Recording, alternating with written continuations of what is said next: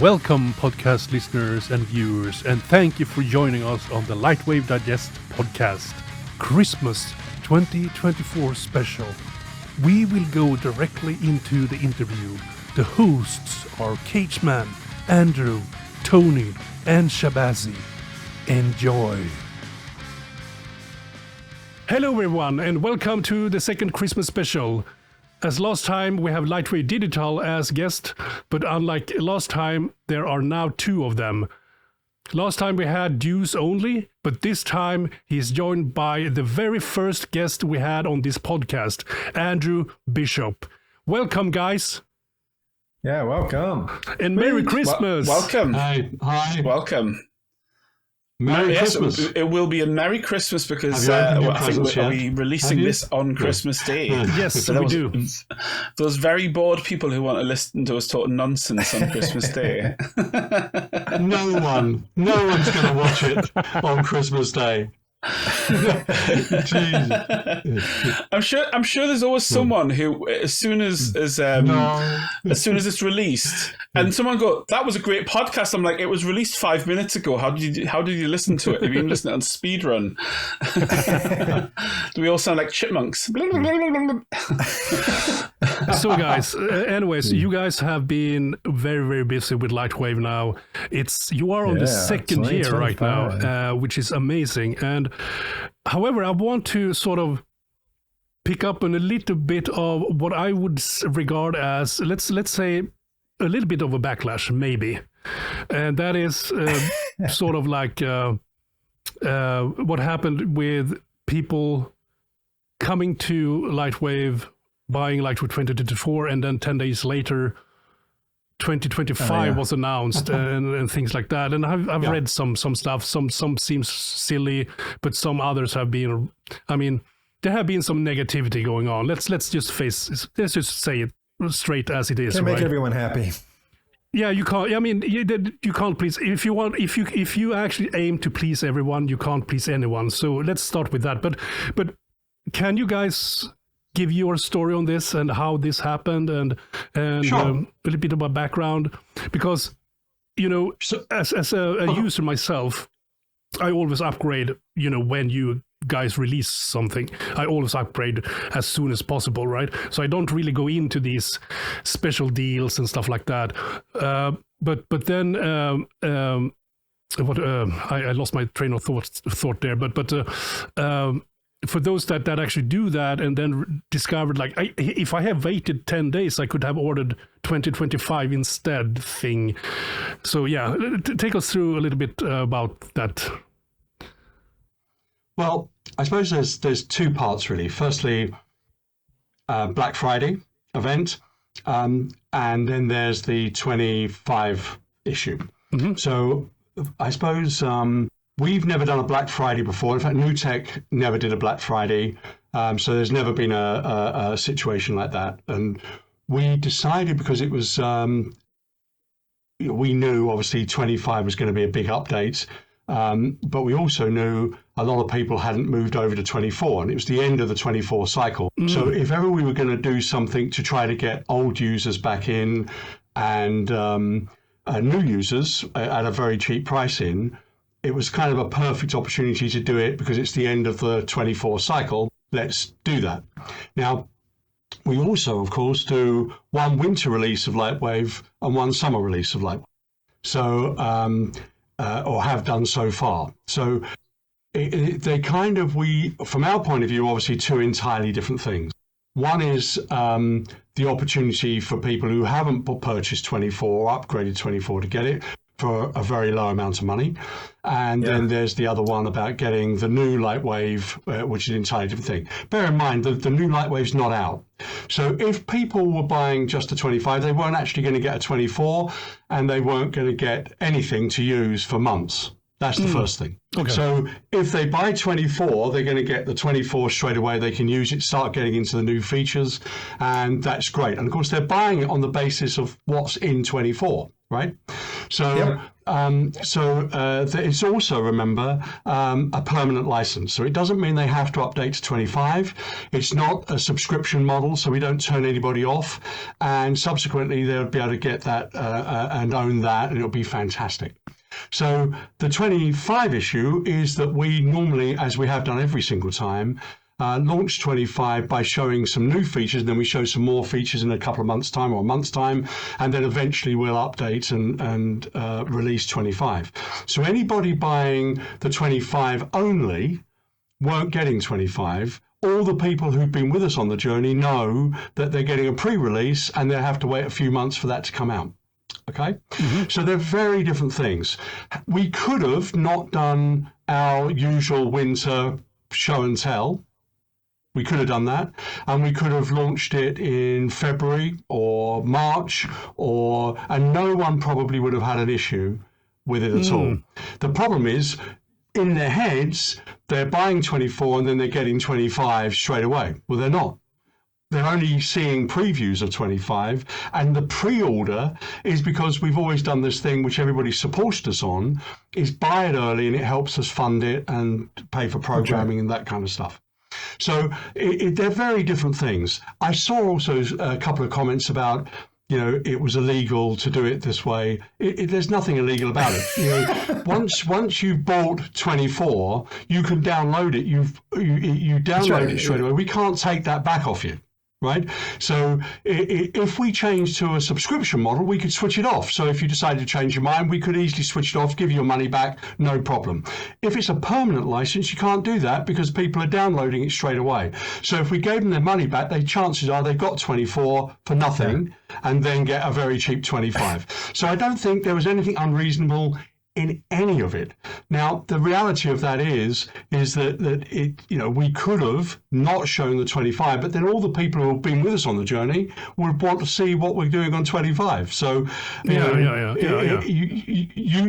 there's nothing you can do to please everybody, but we would never do anything intentionally to hurt anyone, and we certainly wouldn't have done anything to make people annoyed. But we annoy people just by doing an update. So you can't win.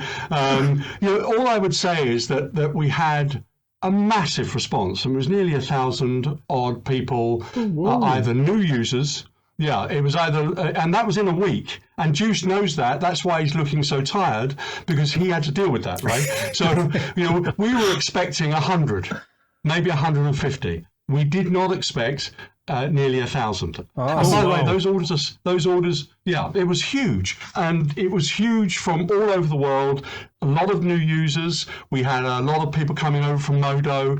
We had a lot of people coming from Japan, China. Japan kind of exploded overnight. They've just done SIGGRAPH as well, so they've also been upgrading through SIGGRAPH, and that's gone exceptionally well. In fact, they sold out all the pre-orders they had, and then did another pre-order, which they've just sold out of. That's awesome. It's been amazing, sorry, Deuce.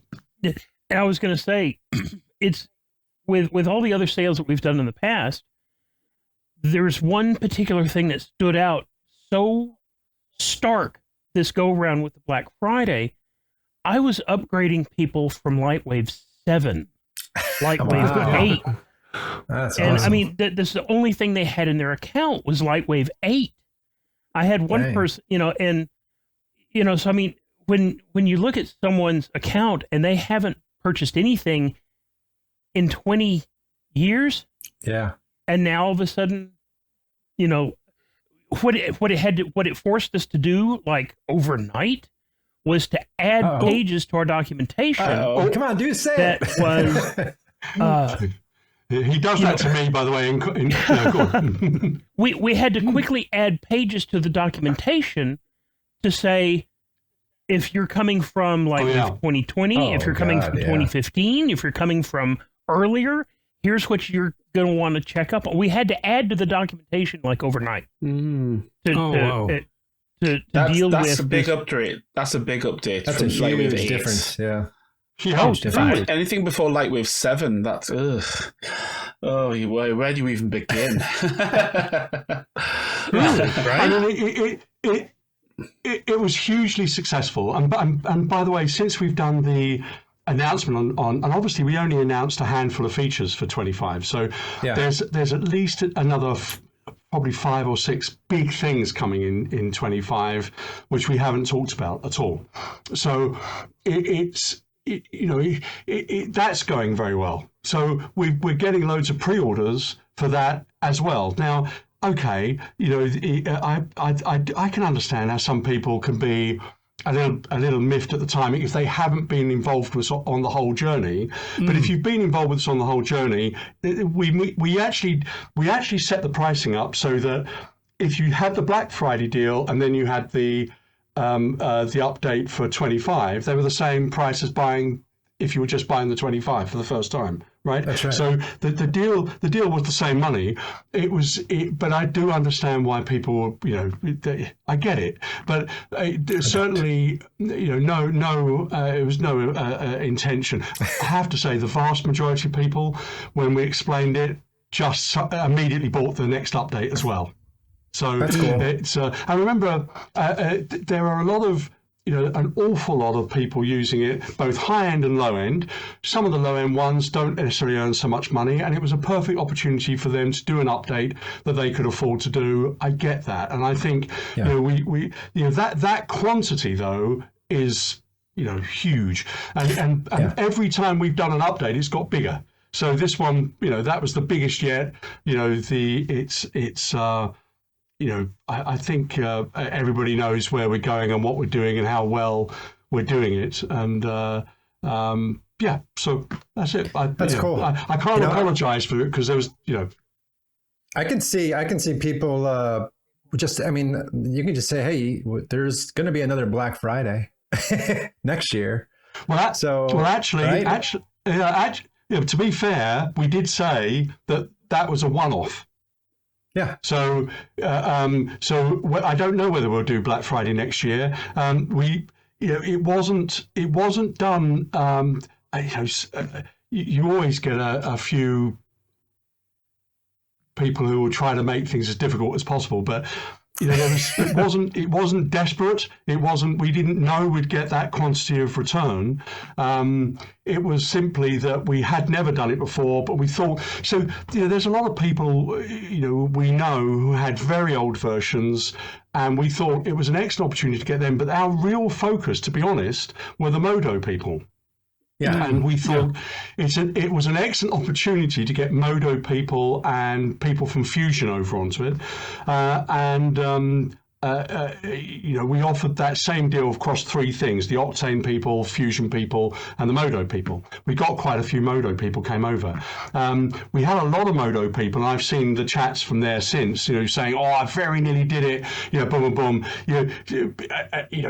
They missed their opportunity. But that's fine, that was the main focus of why we did it. We didn't expect quite the impact it had, and I think that just took us by surprise. I mean, positively, and it worked. It worked in every way for us, but we weren't expecting that at all. Anyway. Yeah. I think Black Friday deals are great for software. I know with the other software I use, they always have a Black Friday deal, and they're subscription-based models, right? So it's like, but they have something like several extra months, blah, blah, blah, blah. I'm like, I'm buying it. So I think you guys should continue that, because you'll get everyone out of the woodworks, and everyone loves, I bought in software just because of the Black Friday deal. And Yeah. So digital Me too. fusion, I do that. A bunch of stuff. Yeah. I mean, my main fear more than anything else is, because I've been on the forums, and I've actually been on the official LightWave forums, and I've more or less been taking care of that on behalf of LightWave Digital as well as the users. There have been posts regarding this whole issue, and the general feeling is that there are those who feel that they have been cheated by LightWave Digital. Now, the thing that I fear more than anything else is the long-term ramifications of any future offers that will be happening by LightWave Digital, and the trust that could possibly be lost because of any misunderstanding of this particular situation. So I think that perhaps this particular scenario that we're finding ourselves in right now will be a great opportunity to, for me at least anyway, to pose on behalf of those people who have posted in the forums, given the fact that there are people who have taken advantage of the Friday's offer, who, had they known in advance that you were going to be offering this pre-order for 2025, would have waited for that offer before they put their hand in their pocket for 2024, and feel that you had deliberately stopped them knowing this. Well, but they wouldn't. They would have to wait for 2025. Then they wouldn't get 2024. So, I mean, that's the point. Yeah. But that's not. Yeah, I don't. I don't see it that way. Hang on. We're covering the same ground, but I don't see it that way. First of all, LightWave normally is what, $795. So getting LightWave for a really low price is exceptional value for what they're getting. So let's just look at that one a second. If you buy Blender, and if you've ever tried using Blender with no plugins, you have to buy the plugins, right? So LightWave has all of that, everything built in. It has, a fluid, flame and smoke. It has, the character animation stuff. Everything's built in to the package, so it's worth every penny that it costs. Getting it for the super cheap Black Friday price is an exceptional deal. It's really cheap. So, but you're not gonna. I'm not going to give away 25 when it's brand new for peanuts. I'm just not going to do it, because we've spent an immense amount of money on developing the stuff we're putting into 25, and it's again worth every penny. Now, if you take that price and you take the pre-order price, you're going to get it much cheaper than if you pay for it brand new or whatever the case may be. So you are actually paying the same price as if you got this update and then you bought the update. The two prices combined are the same as the price will be when we stop the pre-sale price, right? So no one's being ripped off, no one's being taken the mickey out of. Now, why didn't we announce what we're doing with 25 before? Okay, so we announced that we were going to be launching 25 a month before, maybe even a month and a half before. We said on January the boom, we're going to be doing I think in January we're going to be doing a launch. Make sure you come and see it. It's going to be showing some of 25. We literally said it to everybody a month or so before, and so no one has hidden anything at all. We've said that's going to be done. Black Friday is a different thing. Black Friday is a traditional thing worldwide. Everybody does a sale, right? So we've done the Black Friday deal. Then we're launching 25. It's not a surprise to anybody who'd listened to anything we've said, or anybody who's followed what we've done every year. So it is a surprise for someone who hasn't been on the journey with us. I get that, but then they should have been on the journey with us. Now, they have chosen not to, or they're now getting involved, and I'm really glad they're joining us now. But we haven't hidden anything from anyone at any point. It's not a surprise to anybody who listened over the last few chats we've had. So I just want to make that absolutely clear. I fully understand that some of them haven't had that knowledge and feel like that. We certainly wouldn't want to have pissed anybody off, but we certainly haven't ripped anybody off at all. 24 is worth every penny that anybody paid at full price. It's worth exceptional value at the Black Friday price, and a 25 is going to be worth everything. It's going to have so let's take a look at RiPR. Now, I demoed that. There's been a few things. Yeah, so there's been a few things about, the HDR, which I don't understand even slightly. Anybody who's pro in our industry does HDR lighting for stuff that's got to be photoreal. everybody. So when someone was saying, "Oh, HDI is very 90s," it's like, oh, yeah, okay, all right. Clearly they're not doing the same things, right? So that's fine. That's all good.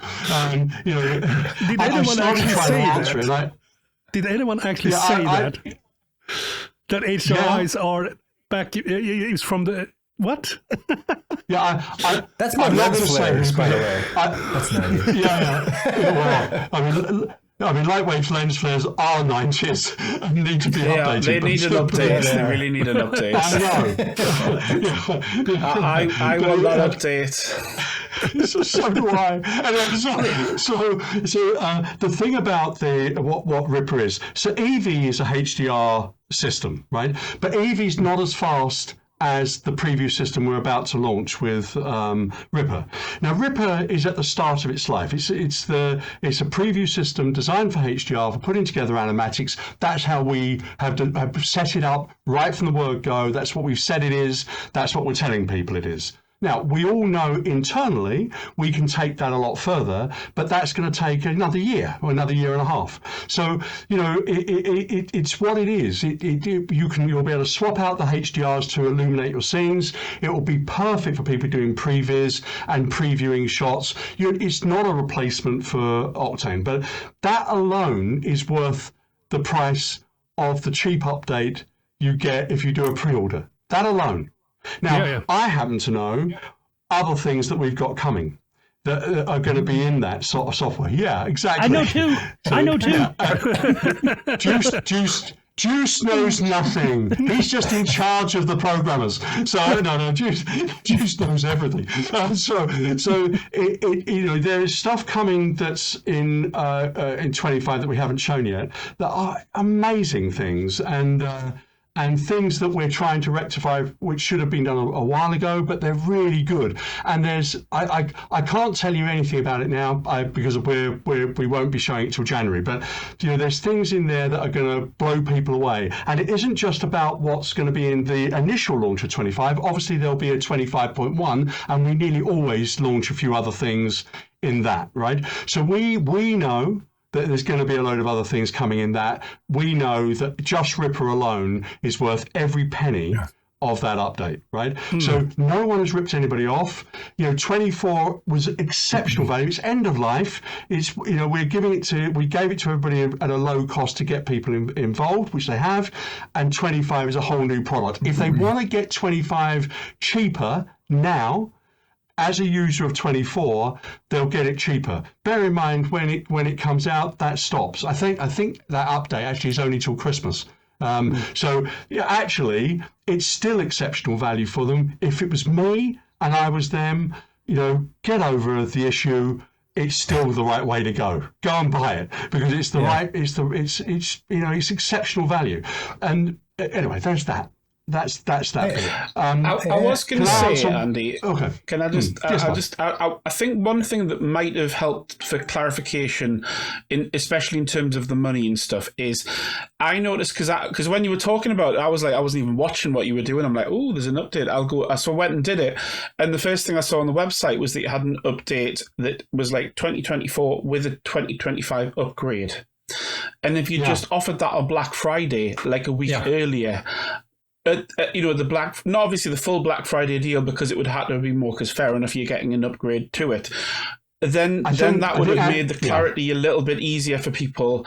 And then yes, you would have been buying that blind, so that's more risk. But then it would have meant that people would understand it's the same money. If you get what I'm saying. No. That's really the issue. I think what the main issue really was, it's just a case, I've got this widget cache that I want to spend with LightWave Digital. Do I spend it on 2024 or do I spend it on 2025? Yeah. I don't know anything about 2025, so let me spend it on 2024. Oh my gosh, all of a sudden 2025 is out. I could have used that money to spend it on 2025 instead, but I didn't know about it. I feel it would have been more money. It would have been more money though. Would have been. Yeah, guys. So two things. Yeah. Just remember, 25 is not out.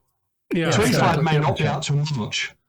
Well, right? for you, so maybe. 20, yeah. 20, turns out just know it's coming, and I've got this money, and I'd rather invest it in the future rather than in the past. That's basically what their position is. Yeah, I suppose. But again, look, it is. I don't know anyone that does that though. I think to be honest, I think we have talked about this enough. When it comes to that issue, there's another thing that also came up, of course, is that Mac users are saying that they have their thing as well going on right now, which has nothing to do with the pricing or the marketing or anything. It's like some people have even said, "Hey, if you can't have parity, you should ditch the platform that you can't have parity on," which I think is very stupid. And I try to explain to people, like, the philosophy from LightWave Digital is to never actually hinder a certain platform to evolve, while another platform might have to stay back a little bit. Can you evolve a little bit on that, please? Yeah, completely. And by the way, I fully understand why they would be, a bit annoyed. I use the Mac, so I have a Mac over there, and I use it, all the time. And I use it for animation as well, by the way, as the PCs. It can handle some really big scenes because it's got unified memory. I mentioned that on one of the chats on Discord. But fundamentally, I actually said 20% of the market was Mac. I'm wrong. It's 5% of our market is Mac. 5%. Oh, wow, okay. Wow. Yeah. So I had that corrected by Joe and Deuce afterwards. It's much smaller than the PC part. That's the first thing. But when we took it over, we decided to do a massive upgrade to make it entirely M-native, and that meant recoding an awful lot of things and doing that. And by doing that, as opposed to, it's never been done before, by the way, by new tech. So this one was true Mac code, and it's super fast on the Mac. That's the first thing. So that cost us a lot of money because it was it's 50% of that first build we did, was the Mac. Right, so that is a phenomenally expensive exercise to do for 5% of the market, but we didn't see it that way, right? From our point of view, it doesn't matter whether you're a Mac person or a PC person. We want to support both, but we therefore made that choice to try to make the best Mac version we could. And from what I understand, I mean, there are bugs, by the way, in all software when they're launched. We try to fix them. We always will fix them. Sometimes we miss something. So that's that. But as a product, it is very fast. That's the first thing. And it's very fast, but it's actually probably a bit faster on the Mac version modeler than it is on the PC version of modeler, and the layout is very fast. The second thing is we obviously took that gamble based on the unified RAM method. So if you've got 32 gigs, 64 or 128, you literally, or even a 256 machine, you can have almost all of that assigned to the RAM, which means basically for doing scenes, you can have humongous scenes. Whereas the PC people might have a 12 gigabyte card, a 16 gigabyte card, they might have a 24 gig card, but actually NVIDIA at the moment don't do a bigger card than 24 gigs. Right? So actually the PC people are restricted by the size and power of the graphics card, but it's faster. The Mac has the benefit of significantly larger scene handling, right? So, there are swings and roundabouts. Can I just correct you? The NVIDIA actually do a 48 gigabyte card. Well, actually, when I last looked, they weren't. It wasn't on sale anymore. But maybe it is somewhere. I don't know. But I understood at the moment they stopped a lot of their Pro line. And by the way, tell me the price of that 64 gigabyte machine. The cost of my firstborn son, as far as I know. Yeah. Whereas in all fairness, you can buy a Mac Mini. You can get a Mac Mini for fairly cheap, relatively speaking.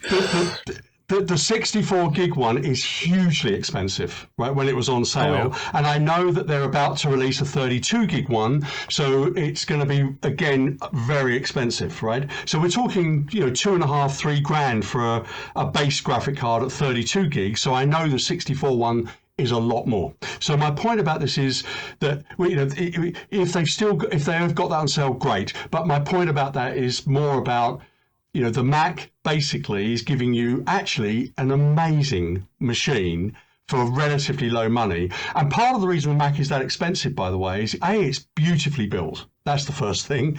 It's also, the RAM in it is very, very fast. So when it's unified RAM like that, it really is the perfect system if you had an unbelievably great GPU. Now, their GPU is actually really good, but it's just not in the same league as an NVIDIA one. So that's that. Mm-hmm. That's that. So now let's think about, would we, you know, so we obviously put a massive commitment behind the Mac when we did that. Actually, just another point about that. We think we can remedy the fluid and the flame and smoke, sorry, not the flame, we can do that already, but the smoke with OpenVDB. So we did the latest in 24, we did the updating to OpenVDB to get us in the position where we could then update the Mac and the PC with fluids and those sort of things inbuilt, and it will hopefully be even faster and even better. But we're a little way away from doing that, but that's why we did the full OpenVDB update. That OpenVDB update also helped Turbulence, because we then were able to output in OpenVDB, and also we programmed some things in there where we've transferred the temperature information. We've also put into Octane ability to do gradients, so we now can use Turbulence in Octane seamlessly, and actually Turbulence will work in Fusion. Fusion's OpenVDB is not perfect, but it works great. So from a Mac perspective, the Turbulence part of it, you know, with OpenVDB, that's all good. But we will be able to take that further, and we think we can get fluids into that via OpenVDB sometime, hopefully in the next year. But it depends on what, you know, how programming goes. So that's the first thing. I know that. I didn't say that. I haven't. And the only reason I didn't say that is because it's at the moment it's supposed to be secret. I'm telling you now, but we obviously want to do that. There's another thing with the Mac which we want to do, and which is part of the reason why we chose to update the Mac in the first place. So when we chose to do the Mac, we were thinking much longer ahead. We want to do an iPad version of LightWave or parts of LightWave, right? For the education market. We think that market has the 3D elements that have been done on the iPad so far, we don't think are that great. They're really hard to use, and the iPad's not suited for it. However, the iPad is suited for some of the technologies we've got coming, because they'll be super fast on the iPad.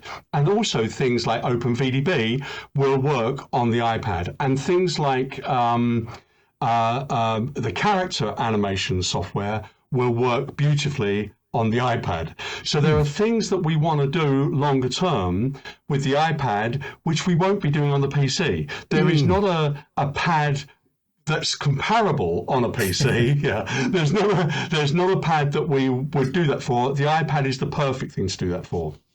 Now, if you happen to be a PC person who uses an iPad, you'll get the benefits of it. But it's really, from the Mac perspective, we have a path that we know is going to get much better. So I'm just going to say that, but again, we're a little way off doing that. We start our education push in January next year. Sweet. And we have a plan for that over the space of 2 years, where we'll roll out different things. So, you know, read into that what you will, but that will be our target, to try to do something 2 to 3 years, I would say. So that's that. So we don't see the Mac, even though it's only 5%, we don't see that as a loss leader. We see it as something that's going to grow as we add more things in there that will make people compelled to go to the Mac version. And we want to make the Mac version of LightWave better than any other 3D package on the Mac. None of the others take the Mac that seriously, in my opinion, and they produce products that are okay, but none of them work as well as the PC version. Our Mac version works as well, if not better, in some areas than the PC version. So I believe the Mac is great, and I want us to carry on developing for that and pushing for that.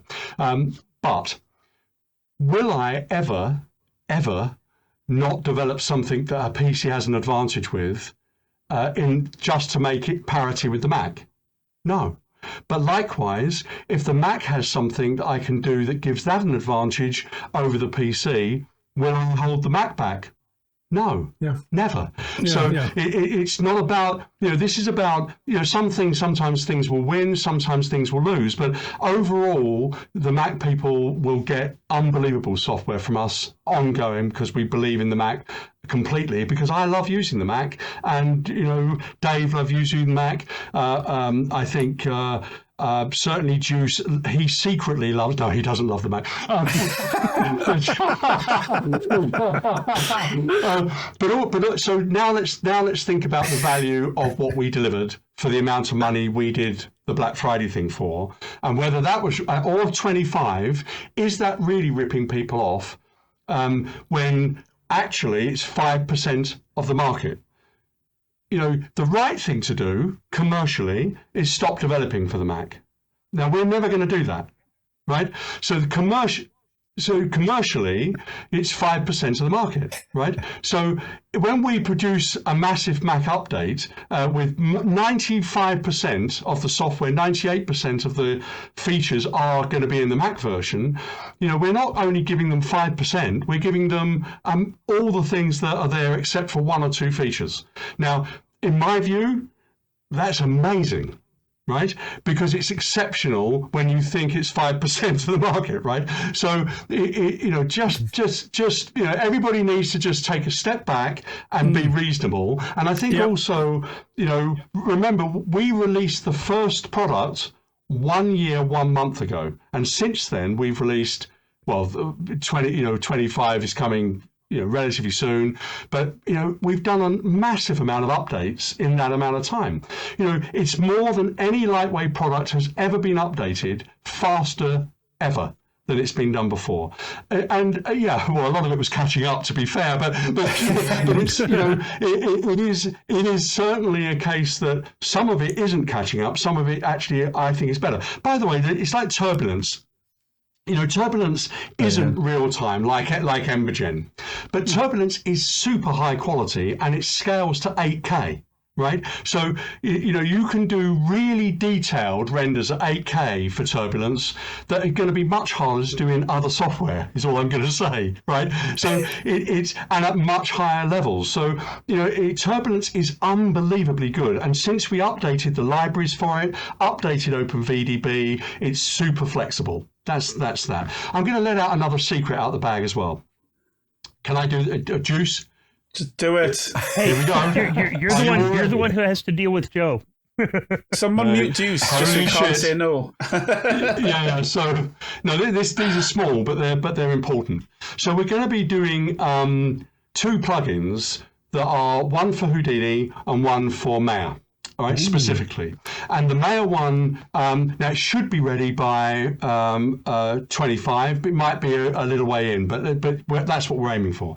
So one will basically transfer a whole scene from Maya into LightWave, so you can render in LightWave, because LightWave has 999 free nodes, and it basically is a much more economical way of doing your production than doing it rendering and having to pay for all the nodes in Maya. So we're doing basically a Maya transfer device that will take your whole scene and put it into LightWave.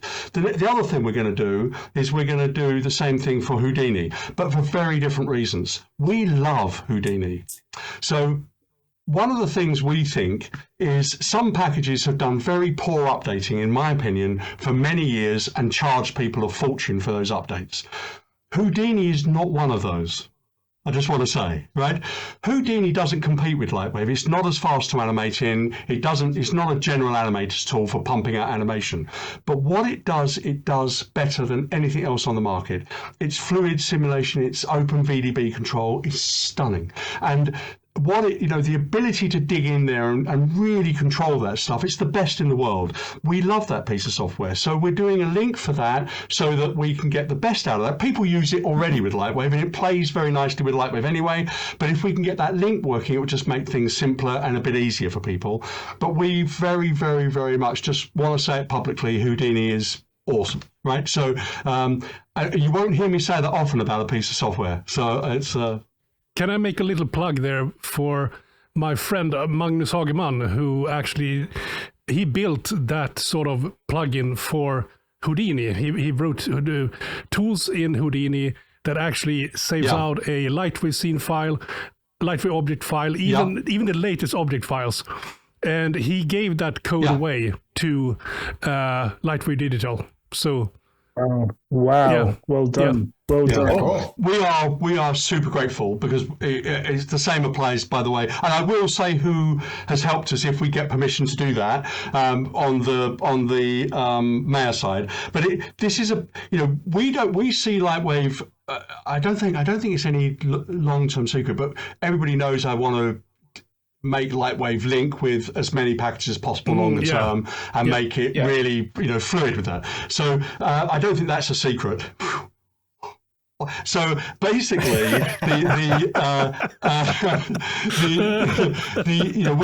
we are only a short while in. Remember when we bought LightWave, we had a massive just reading the code period, right?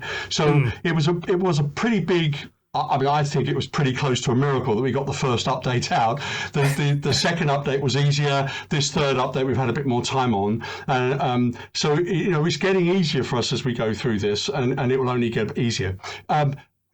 Anyway, just so basically. Our aim is to do what I don't know if any of you know this. Digital Domain, I don't think they exist anymore, but DD, when they were there, pretty much everything they rendered was rendered in LightWave. Not absolutely everything, but almost everything was rendered in LightWave. So they had a Maya department, they had a LightWave department. They weren't particularly friendly to each other, but basically all rendering, even from Maya, was output, and most of it was rendered out through LightWave. Now, my point about that is LightWave's still got a great render engine. Actually, we're massively improving it for the 25 release. There's some amazing updates happening there that are going to make it super good, faster, better, cleaner, and significantly more powerful. So that, by the way, is one of the big things I think in LightWave 25 coming. It's I'm so pleased. Makes me happy. Yeah, so it makes me happy. So I think also when we bought it, I think I said the first year was going to be concentrating on the layout and catching things up and doing some things in Modeler, but that was our main focus. Second year would start really heavily focusing on the Modeler. Nothing's changed, by the way. There's no hiding anything. It's exactly the same. That's what we're planning. We start our work on Modeler. We have been prepping for it for a while. There's a lot of work to do there, and it's going to be multi-stage because to get both the layout and Modeler to where we want it to be, we have to do the Modeler next, and then we've got to do some really big underlying changes across the pair. So just how this works, right? So it's a bit of a fallacy. It's a sweeping statement to say Modeler's old, LightWave's new. There was old code and new code in both, but more heavily, Modeler needs a lot of work. Layout basically had a lot of work done. We were lucky in that LightWave layout actually had a lot of work done, but unfinished, some of it done not that well, some of it, unpolished. And we had the opportunity therefore to go in and start really making that significantly better, much easier. And we've done that. And you'll see that on 25. With Modeler, actually, some of it's really good, but some of it's just bogged down with the way some of the code was checking things. We've got to go in and clean all that code up. It's not that the code is, I was going to say the shit word, but anyway, no, it wasn't that it was that bad. It was just it needed work, right? So we are going to do that. I absolutely promised it right back at the beginning. That is our number one priority next year. It's going to take a year, and we will have to do it in stages because we don't want it just to break everything as we change stuff. So we've got to do it carefully. So we will start updating that next year. But if you code new stuff, which is one of the things we're aiming to do for the Modeler, actually it's not inhibited by some of the code that's in there. So it sits on top, it will work really fast. So there will be stuff coming for that, like I won't say what they are because I'm going to announce them in January with Deuce, but there's some new, I very nearly did, but there's some new stuff coming. But will be a Modeler that's going to be good. But really next year's will be our year when we emphasize putting a lot of effort into that, and probably the hub as well. Again, we're putting more and more stuff that works from Modeler in layout, so trying to allay those sort of things. There were some comments about the text interface of LightWave. It looks very, old. We should have icons. That's always been a debate in the LightWave world. Everybody's always had that, swings and roundabouts. I actually personally love the text. I know Deuce does. But there is a significant amount we can do to improve that and enhance it. There's things like right-hand mouse clicks with menus coming up, and there's all kinds of things we can do. We know all of that. We intend to do loads of that sort of stuff. It's just going to take time. But there are some underlying things we've got to do, and you can't just do it in one go. You've got to go, get the layout where we need it now, then get the modeler up to that level, and then take both of those and really go for some overhauls with core engine stuff that will enable you to do significant amount more things. So you can't just go, we'll do it on that one alone and not touch that one. They're symbiotic. You've got to make sure this goes, that up, then that up, then that up, then you do both together and bang, right? So it's got to work across the board. So that's why we're doing it the way we are. Some people won't like that, but I think most people really like what we're doing. So, that's that. Anyway, that was, I've ranted for... Yeah, you did. But it's always fun to listen to you, because you are so enthusiastic about LightWave, and I really, just speaking to you like this just enforces me to know why I also love LightWave from the beginning, right? It just, if you have some doubts sometimes, you might have, and then listening to you, and it's like, oh God, yeah, now I know why I love LightWave and why I want to use it, It's one of those things, right? It's very contagious, your enthusiasm. And also... Well, I can kind of concur with that, simply because on my screen, I'm looking at the Discord screen right now, and I can see Andrew, and I can see Andrew. And to me, based on what Andrew said about the 5% market of... one who said, no, not you, Andrew, the other Andrew, about the 5% Apple share. I'm looking at Andrew, who looks like Santa Claus, and I'm hearing Andrew, who actually is Santa Claus, when he's offering that. I have been called Santa about 3 times this week by random strangers, mostly children, actually. Oh, I don't know why. What is it? Why would they say that? I don't know. So do you want LightWave for Christmas? Get started young, Santa. Ho, ho, ho. No, I'll probably get arrested. But I do have another question here, because I sort of I'm very curious about the fact you have that sign. That tells me a lot. we internally, whenever anybody says something wrong, we just hold this up. And it's to be fair, it's mainly for Deuce. No, it's not.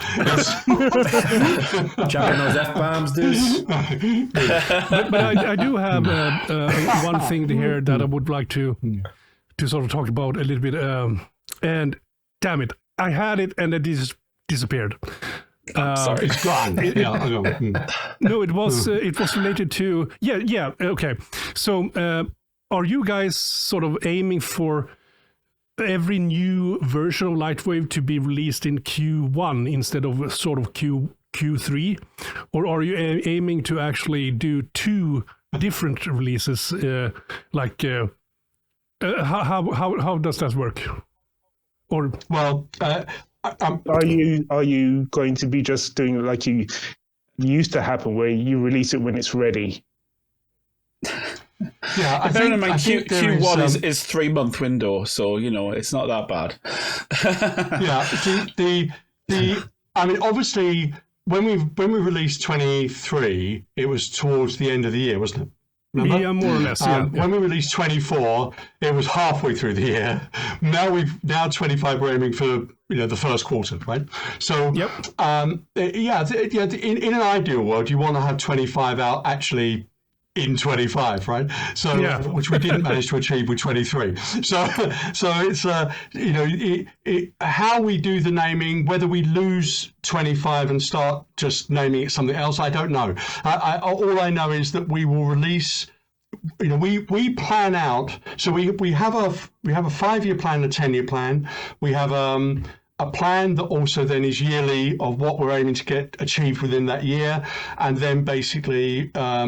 That dictates the releases, and subsequently that's how we do it. We listen to all the feedback. There is some feedback, obviously, you have to block out. It's just rubbish, but we do listen to the feedback. But when we, I shouldn't say that out loud, should I? Anyway, no, it's rubbish. It's rubbish. It needs saying. It's fine. It's needed. There's some people we don't need. Whoever I just offended, I'm so sorry, but really? Yeah. So listen to all the feedback. Apart from you don't get any say. You, but not you. As long as we don't name any names, it's just words, right? Yeah. So we're all secretly looking at the list, though. Santa's naughty list. Yes. There's a naughty and nice list here. No, a couple of quick things in defence of the people who whinge. So, they had a shit time with LightWave. Not just back to 2020, back way before that, right? The anger must have been built up from 2015, whatever. It must have been a gradual. Yeah, before that, it must have gradually built up. And by the time it got to 2020, they're then pissed. And then 2020, they get lied to all the way on the run up to that. And then, of course, after that, you've got, the waiting while they wouldn't sell it and, all that rubbish. So then we buy it. And I have to say, you're going to have an awful lot of people who are carrying that luggage with them and take it out on us. I get it. It's fine. It is hard sometimes to stay motivated when you read that stuff because it's soul destroying when you're breaking your back and you're working so hard and I'm not paid. I don't take money out of the company to do this. And you're doing all of that stuff and you're doing it out of love for LightWave and to help them, and then they're kicking the shit out of you, right? But I do understand. So part of the reason why I very rarely lose it, occasionally I have, but the reason I try not to is I do understand, and I do, it's fine. I just need to not be there when they're doing that. That's the truth. So I don't go onto Discord as much as I used to because it is soul destroying, right? Anyway, that's that.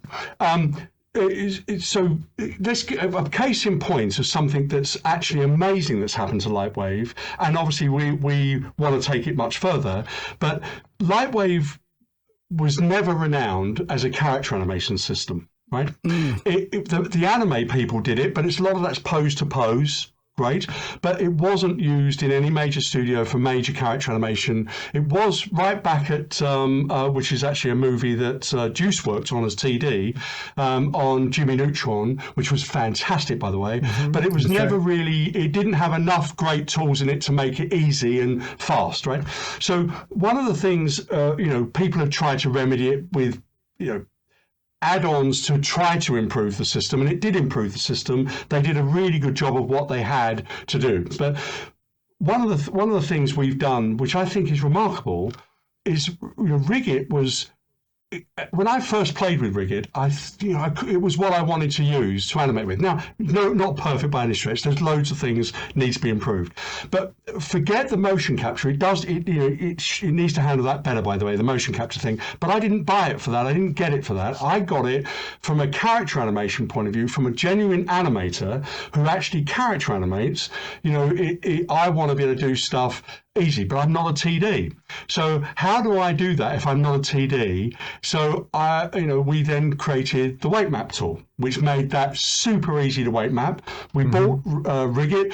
Very kindly, Craig polished that up and got that working really well. So we got RiggIt, and Craig, by the way, is still helping us now. And then basically on top of that, we then had Sean start to create the character animation tools to speed up the process of certain bits of the animation process. Now, I would say right now, we need to have face animation. Obviously, we know that. But as a character animation set that we have right now, you could use it in production and it will save you huge amounts of time for pumping out character animation for television, probably at least on a par with the best out there, maybe better. And I think not perfect, but it's super fast. What Sean's just done with some of the Step It tool, again, that's cool. There's things. Yeah, we're adding stuff to that today. Stuff we're added today to that. So we hadn't sorted out how to stop something walking and then start something walking, right? It's remedied, it's done. So that's in there today. Oh, wow. Now, and we're talking about, I mean, that's done since the weekend, by the way. And he's also put the envelopes in for editing envelopes. He's amazing, worked so hard, and we thought about, well, maybe we could move a character leaning forward. We haven't thought about that. That might be something we'll better put in, hopefully before release. Then there's the quadruped one. We're going to do the quadruped one, and cool. The numerous other things which I haven't mentioned. We'll probably mention in January as well. So those tools are life-changing for any serious animator who does character animation, who loves LightWave. So LightWave now has great render engines. It will have one of the best render engines, in my opinion, in quarter one. It has Octane, a superb render engine as well for speed. So, and it's got Unreal Link as well. So you'll have 3 great options for outputting your animation in a broadcast environment, in a studio environment, that I think hold up with the best around, right? As from when we release. I'm so close to by accident slipping. Anyway, but when we, quarter one. So that alone are major upgrade for LightWave that now makes LightWave competitive on that front. So I just thought I needed to mention that, because as someone who pumps out that stuff, it's very important. Part of the thing with the previous tool is that one of the things that happens with directors is they're sitting there with the animator pumps it out, and then of course he has to wait a day, 2 days before he gets the animatics for 5 or 6 shots, 10 shots. He has to wait for that. That then goes onto the timeline. He then goes, it's not quite working, comes back, tries again. It's hugely time consuming. The tools we're creating will, on average, reduce the bill of a production of a television program by 30%. 30%. Now, so let's give you an idea. Now, this is the difference between amateurs talking about this stuff and pros talking about this stuff, right? So TV shows are made for So TV shows are made for the same amount of money worldwide. It's roughly $5 million for an animated series that's basically for older kids, and it's $3 million for a TV series for younger kids. That's pounds, not dollars. Those budgets don't change. They've been pretty much the same and stagnant for about 10 years, but that's what they're made for. So you've got to produce the best show within that. So within that, you've got your animatics to do, your writers, your different animation teams, because you run basically, when you're doing a TV show, you might run 5 different animation teams on 5 different episodes. You then might have another team who's scene set and set scenes up for those teams, and that's how the production line works, right? And then you have your finishing team will polish it. So basically, the slowest process in that is doing the animatics with the director and the director changing that process. It takes ages before you can get to finished animation. And on a film, by the way, that's even more. It's probably 60% of the time. So, whole animations get thrown away at full render quality and started again in films, right? So, if we can make the animation process much faster, that the director can sit and say, I'd like the character to go from there to there, and 1.5 minutes later it's done. And then basically you can previs that out with the lighting that you've used on the other shots, using a HDR grab, maybe from an animated scene, or it could be for special effects on a live action set. You take that, bung your scene into that. It doesn't have to be textured, it just needs to be nicely lit that roughly matches. He can then put that on the timeline, and within 5 minutes he's able to turn around and go, could we just change that? No, he's going a bit too fast, right? So you're talking about genuinely massive saving. 30% of a budget means you can either spend 30% more time polishing that animation to make it as good as it can be, or you can spend 30% less on the production, or the directors can be paid 30% more and have a bigger swimming pool. No. So my maybe that one. It will be that one, yeah. But my point about that is that's the effect we're trying to have. I'm not playing. This isn't amateur time. The tools we're trying to make are trying to make serious impact into the production capability of a company, not an individual. Now, here's the thing from an individual's point of view. If you're an animator and you're working with a director and you're competing with another company doing it, a LightWave animator will be able to outperform those guys significantly faster. Now, that means that they'll be able to compete against 2 or 3 man teams producing the same shots. That gives him an edge, right? So it gives him the ability to be able to create the animation quicker. So those character animation tools are major to the advancement and the speed of production that will give advantages to people making adverts, people making TV shows, people making films. And we haven't even started where we're going to take that. And this is something that comes with it built in. It's not a plugin or anything extra that you have to pay for. It's entirely included off the shelf. So it's going to be great for anybody who wants to do that stuff. And we've already got a studio which we're partly designing these tools for, and I won't say who they are, but we're not doing it blind. We're doing this with absolute knowledge of how it's used. And obviously, so I'm ranting, but there's one very last bit about that. So, I have been doing high-end animation, TV animation, film adverts for 25, 30 odd years. And not, in Soho, had our own offices there for, years, right? So we're not talking, I have no knowledge. I'm not a dumbass doing this, right? So, the reason I wanted to buy LightWave is because LightWave's animation interface genuinely is super fast to animate with. It just lacked a few things that would make it great, right?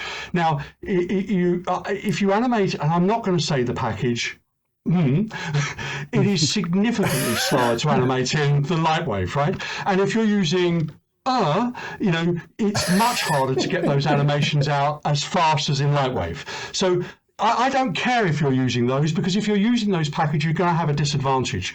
Within 2 years, LightWave will be kicking the arse of any package. So I am saying right now, I'm not here to mess around. I'm not here to just do average. I want to make LightWave the greatest animation package it can possibly be. And, that is why sometimes it gets a bit soul destroying, because I know what we're doing and I know the journey we're doing is right. Deuce and me chat every single day, multiple times a day, and we're coming up with ideas all day, every day. Right? We report back, we go back and we give those to Joe, and Joe logs them down so we don't forget everything we think up, right? The programmers are coming up with things they want to do. It all goes in. The beta team, who don't get to do much betaing because we're always late, but all the beta team come up with great ideas. Lewis came up with something and he kicked our ass for, well, I was going to say 6 months, but it was longer than that. He kicked our ass about the point slide and edge slide, but he was right. It actually makes an animator's life, 6 months. a modeler's I think he's life. been doing that for about 5 years or more. Every single beta. But that wasn't LightWave Digital. No, LightWave Digital. The thing is about it, we did listen, we have done it, and we have improved it obviously on the next build and so on. We did that because from a modeler's point of view, one of the things with Modo, which is so cool in Modo, was the ability to do that kind of stuff, right? And I would say the other thing in Modo, which is lovely, is the right mouse click with the menu that comes up. But, it is a fallacy I know some people thought we were just being, trying to, get Modo people and be down about Modo. actually, I think it's a tragedy Modo's gone, because I don't think that all of their program was that good, but their modeling side of Modo was amazing. And my only wish is that had it had the original team that were there, I'm pretty certain I could have talked to them and we'd have been able to work together very closely. And it's sad that that's not happened. And I so much is easy about Modo for LightWave users, and so much is easy for LightWave for Modo users. Now, if they choose not to take that path, that's completely okay. But honestly, it's a mistake, because they're going to be going down a path. We're going to have to learn something that even the XY coordinates don't match. It's kind of it's going to be a steep learning curve for them, and then LightWave's going to be shooting, in my opinion, way ahead. Anyway, I just wanted to mention that. If any Modo people do see this, I absolutely love that piece of software, and I think it was tragic that it went. And I think from our point of view, we actually I said and was shut down on the Modo site. I said, look, if any of you do decide to come over, help us, and we'll try to add things that you're missing from Modo into the modeler, and knowing that we're rebuilding it this year. Why wouldn't we want to help them? It's a perfect time for them to go. There's never been a better time for them to be involved with us, because we're about to do the very thing that they want us to do. So anyway, it's what it is. A lot came over. We will want to try to make our modeler significantly better when we do it. And Anyway, next question.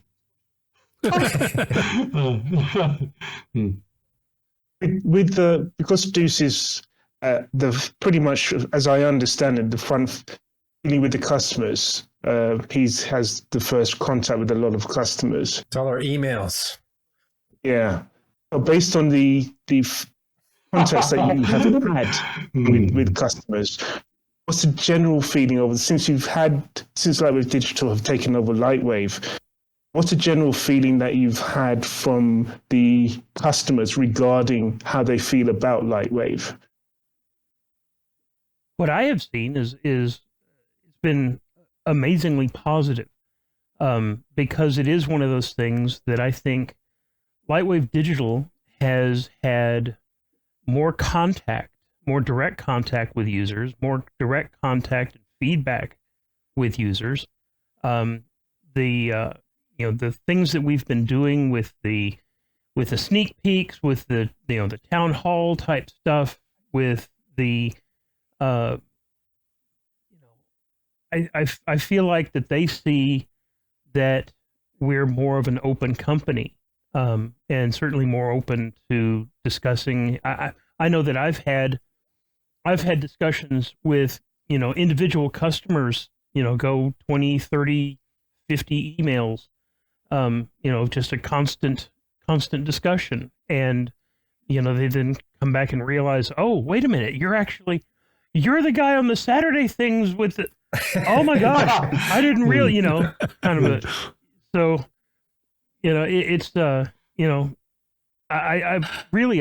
I've seen it be amazingly positive, because it's now LightWave Digital and not, anyone. Not a big company.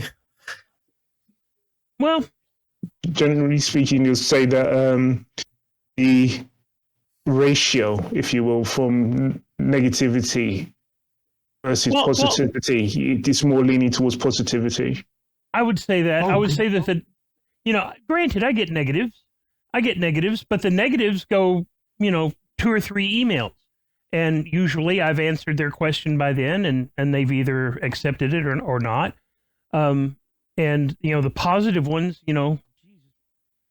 we just keep talking. Yeah. Nice. I mean, just very quickly, for what it was worth, I was on Discord yesterday, and I took a bit of a kicking over. It got to me a little bit about a couple of things some people were saying about RiPR, and I just couldn't understand how they can't see what that's going to become, right? So, anyway, and of course you just, in the end, I just stopped. I had to just not get involved with it. But I went back. I was feeling really down and went to bed. It was late, and I got a ping on Facebook, And it was a guy who wrote this massive letter to me saying how grateful he was, how LightWave had, it changed his life when he first used it. It's made him, a lot of money. He's doing really well, and just wanted to say how grateful he was that what we've done with it, how much he loves what we're doing with the changes. It was amazing. I sent it to Deuce. It was just the most beautiful thing. And it wasn't anybody I knew. It wasn't anybody who had to do that. And we get those sort of things all the time. And so I think overwhelmingly it's been ultra positive. It's a handful of people who are the same people. And I don't understand why. They just are so... I don't want to be rude because it might offend someone, but they're so. They are. Yeah. I know the difference. I know the difference. Those people have not made money from the software or whatever. They're. Listen, I've been using it since for a very long time, since the late '90s, right? So even on the Amigas. So it's like when I went on my own. And even in the companies I've worked for and integrated it, because I did have a passion for using it, when you make money, when it becomes your day-to-day and you can integrate it through so many different, like I do interior design now. So it's sweet that, I can integrate this tool that I know how to use to do the things that I love. So it's really cool. Yeah. And when you make money, and LightWave never costs a lot of money. It never did. No. It's like, once I started making money on it, okay, I'll have to pay another $300 or $600 every other year or that's so cheap. And I own the license. It didn't go the subscription route. So I don't understand what the complaint is. And I think those people haven't made money. And if you think about people who complain like that, I don't know. I don't think they use LightWave like the people who make money. All of us on here has made money with this software in some form or way. So once you make money with it, you're like, this is great. Yeah, I mean, I can. I mean, the reason why thank you guys. I thank you, LightWave Digital. Yeah, absolutely. I mean, we love you guys. We're so happy you're back. The reason why I am where I am right now is because of LightWave. Because I started using LightWave. I started to learn LightWave on Amiga and then later on the PC. Cracked versions, by the way. Sorry about that. But new text card, it's fine. Yeah, that's true. It's all totally fine. Yeah, but and then I'd like to interject at one thing. I will say, I download every crack of LightWave that's out there because I'm curious as to how they're doing it. Yeah, that's true. Because it's good to know. Your career, Deuce, you were actually cracking games. Oh, yes. Yes, on the Commodore 64, I think, right? Yep. So, yeah, you are interested in that. I think you should do that Jurassic Park thing when someone tries to use the crack version. I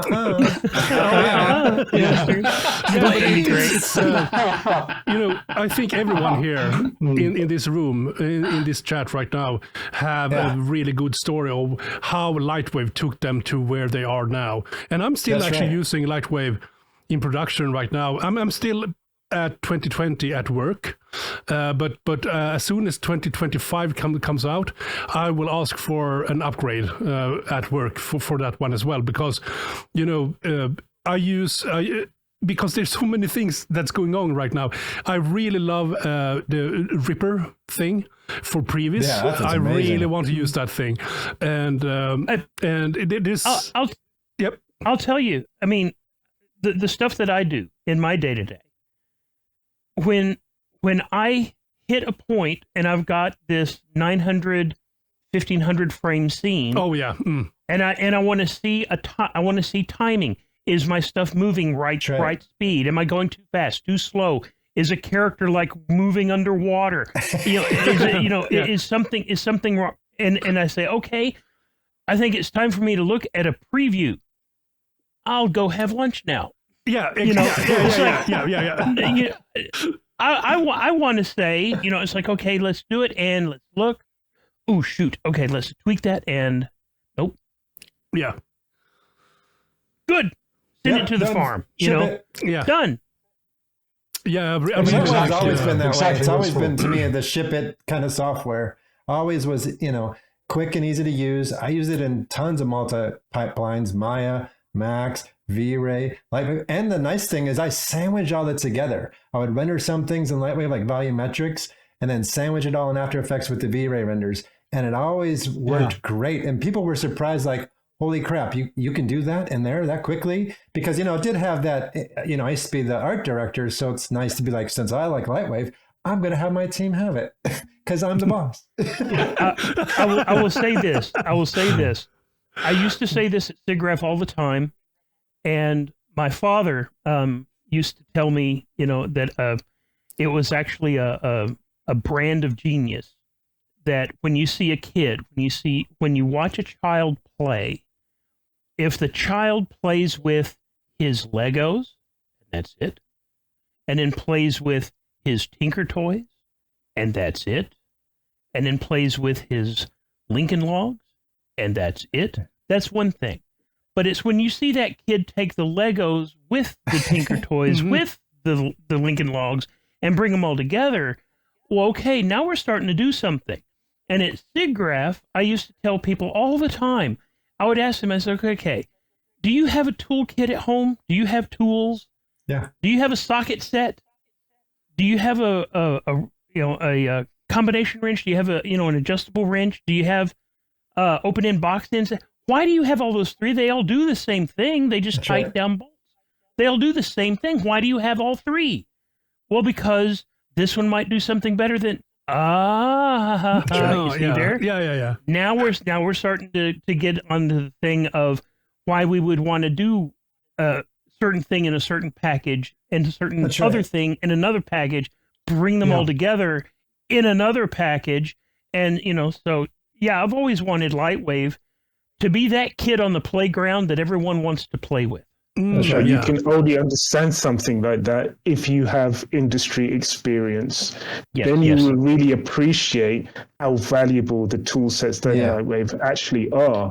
But if you've never had any professional experience, then you're only going to be playing with Legos all your life. Yeah, I think that's a big difference too. All of us in some form had a professional career using it in huge teams.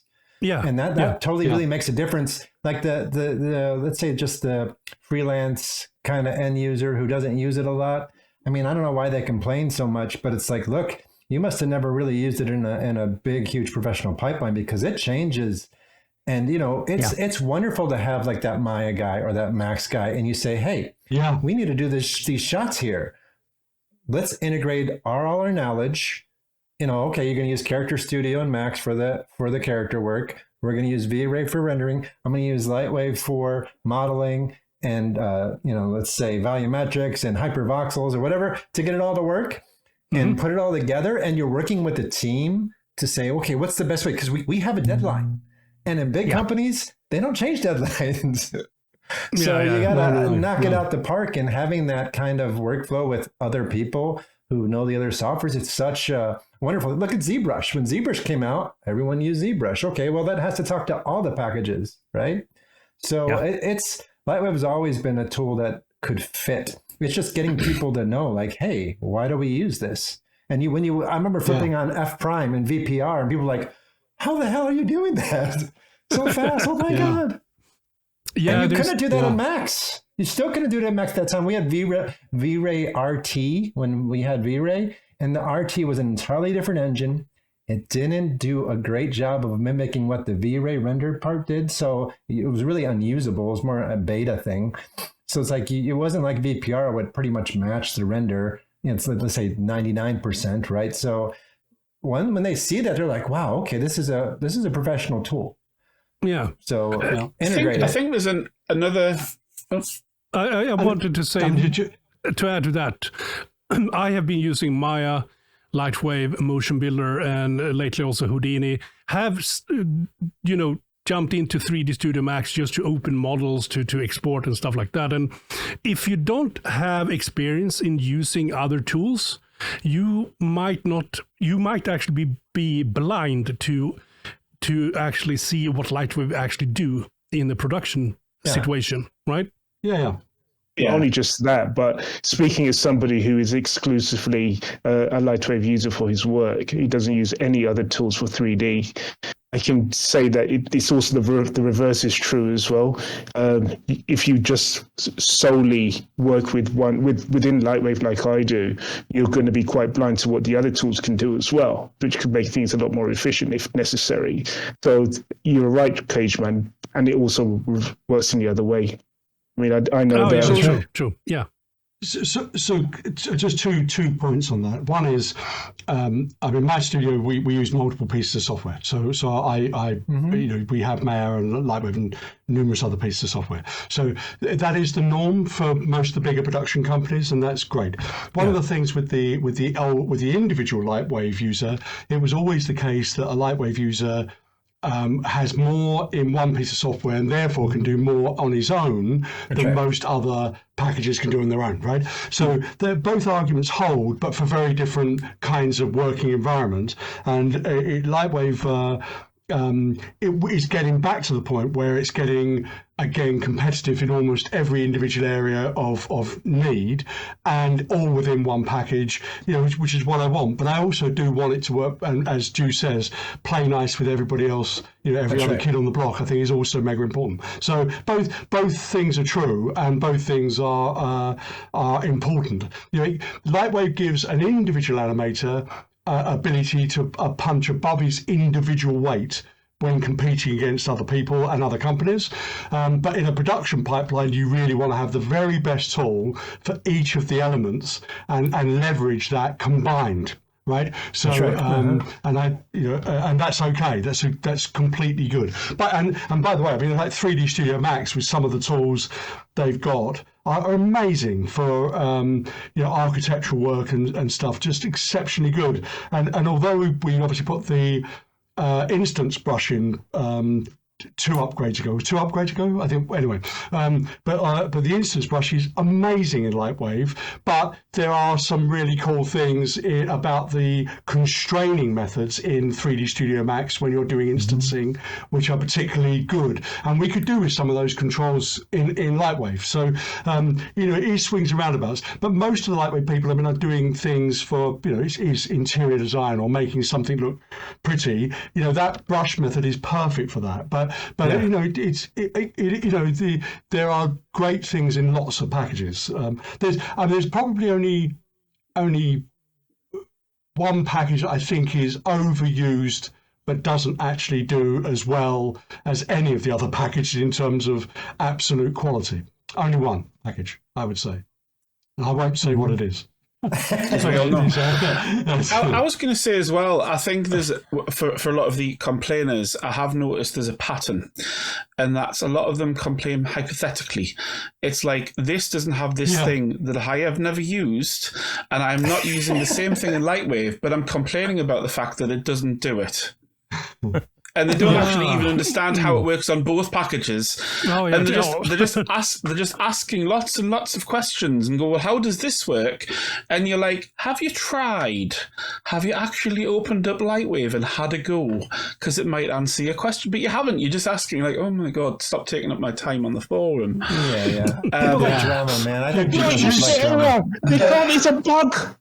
It's a bug state. It's an error.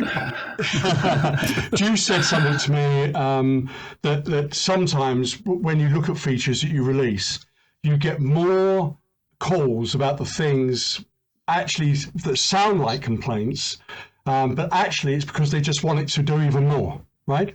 So it's actually quite a good way sometimes of actually going, actually, that's a hit, right? It just doesn't sound like it because the response seems negative, right?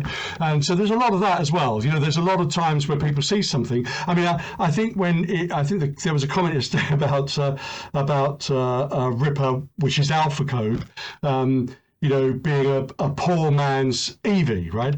And it's like, bear in mind, I think I got the first version of that working. I think, Deuce, was it about 6 o'clock, 5 o'clock on Friday?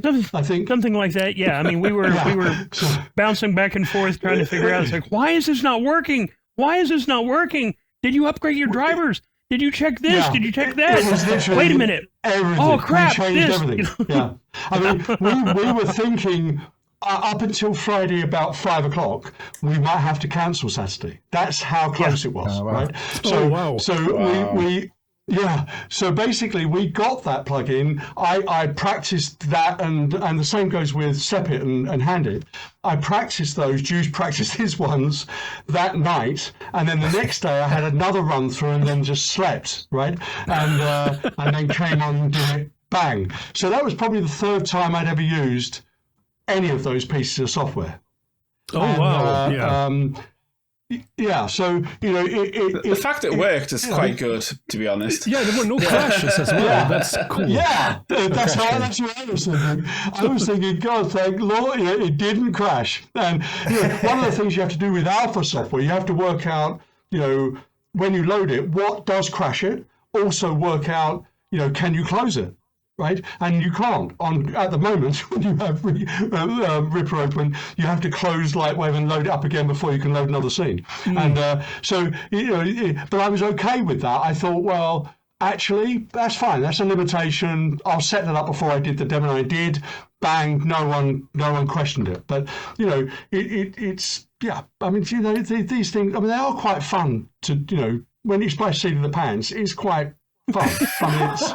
Well, I mean, right. when we asked, it's like, is there a potential? Can we reschedule Saturday? And someone and we was like, the emails already had 2,500 opens, so I don't think we can. We have to go on with it. Oh, okay, great. Yeah, I'll try to. Where's that puppet? I need that puppet. Give me that puppet. By the way, I want to actually give Sean Lee Bishop a huge kudos here, because auto walkers and the stuff that you do with Stepit, they are kind of crap in the past, right? Yeah, I've seen them, and it's like, oh no. But when you demoed this, Andrew Bishop, when you demoed this, I was like, oh my God. The only thing that looks so nice. It looks so nice. The thing I loved about it is that when you drew the little path and then it auto rigged it, and then you were like, oh, that foot's in the wrong place. I'll just pick it up and say, cool. It's a null. Move it. It's a null that you can move. And I'm like, well, that just makes it fixed. None of this we needed a more advanced simulation, which is what you would have previously had to do. Or, I'll run it with more sample frames or more subframes or this, that, or the other. Or it's a little null and you just go, oh, it's okay. I'll just move it along and across. It's very lightwave, basically. And I just absolutely loved that. It is absolutely, it's very lightwave. That excited me, by the way. When I did that, it's fantastic. You can make it avoid and so on. One of the other things on it which I really adore is if I want to change the stride length, it's just type it in, you just raycast, done, right? It's ready to go. And then every other change you do after that, because it's not baking anything, they're all live. You can just change it. So if I want him to walk more upright, I just lift him up a little bit, he'll walk more upright. If I want him to squat down, he'll squat down. If I want him to bend over, I just rotate him. He stays bent for the rest of the animation. So it means that for characterization, I can adjust that on the timeline to wherever I want him to do things, and I can slow him down just by pushing the keys, closer together or further apart, speed him up, and it's just fantastic. And the slap down on the foot, Sean is seeing. He's an animator, right? So I'm able to talk to Sean and say, oh, it'd be really nice if we could slap the toe or make him creep, right? And Sean was like, okay. And he came back with a single slider that you either are landing very hard on the heel and gently on the toe, or you're going, normal on the heel or normal on the heel and slapping down the toe, right? So you get basically dum, dum, dum, dum, like a cartoon walk, or you're getting sneaky walk or normal walk, right?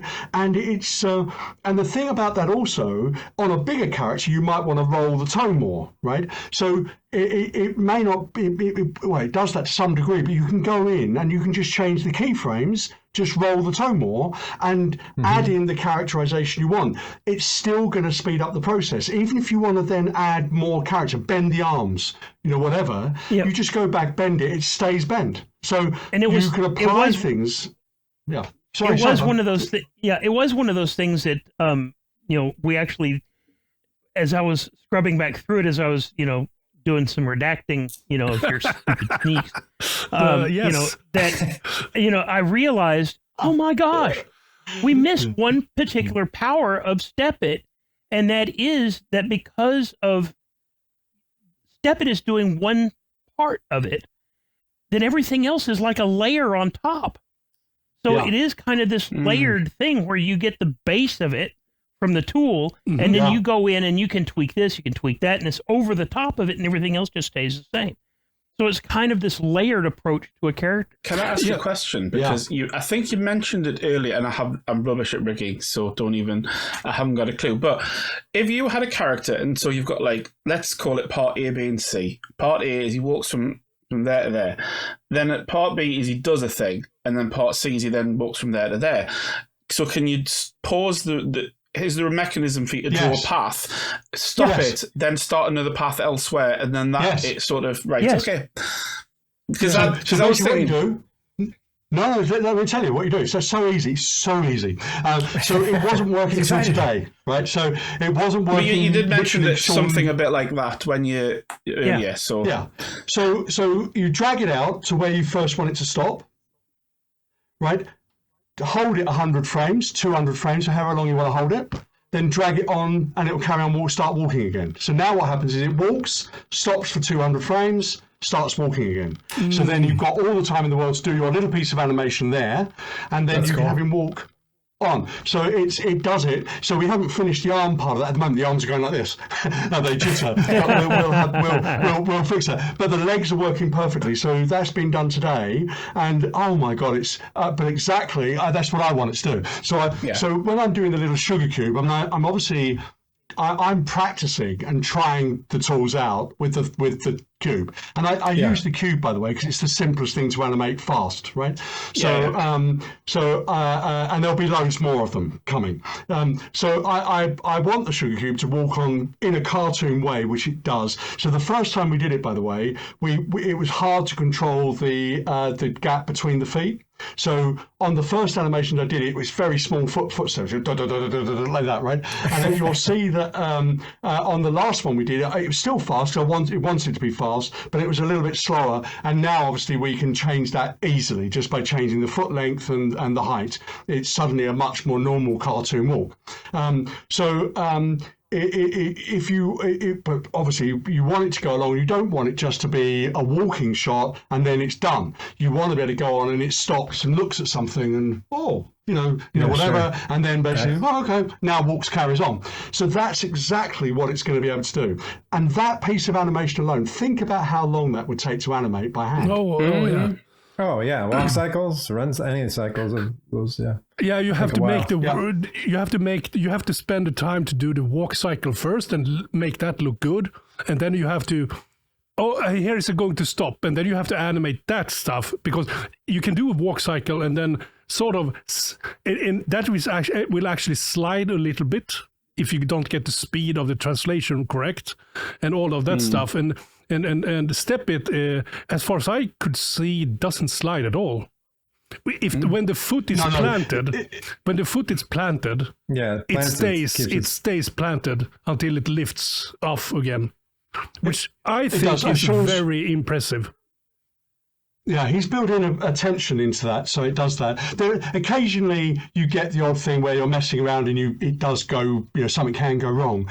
But it's most of the time, it's perfect. And the stair thing, it's not doing anything intelligent.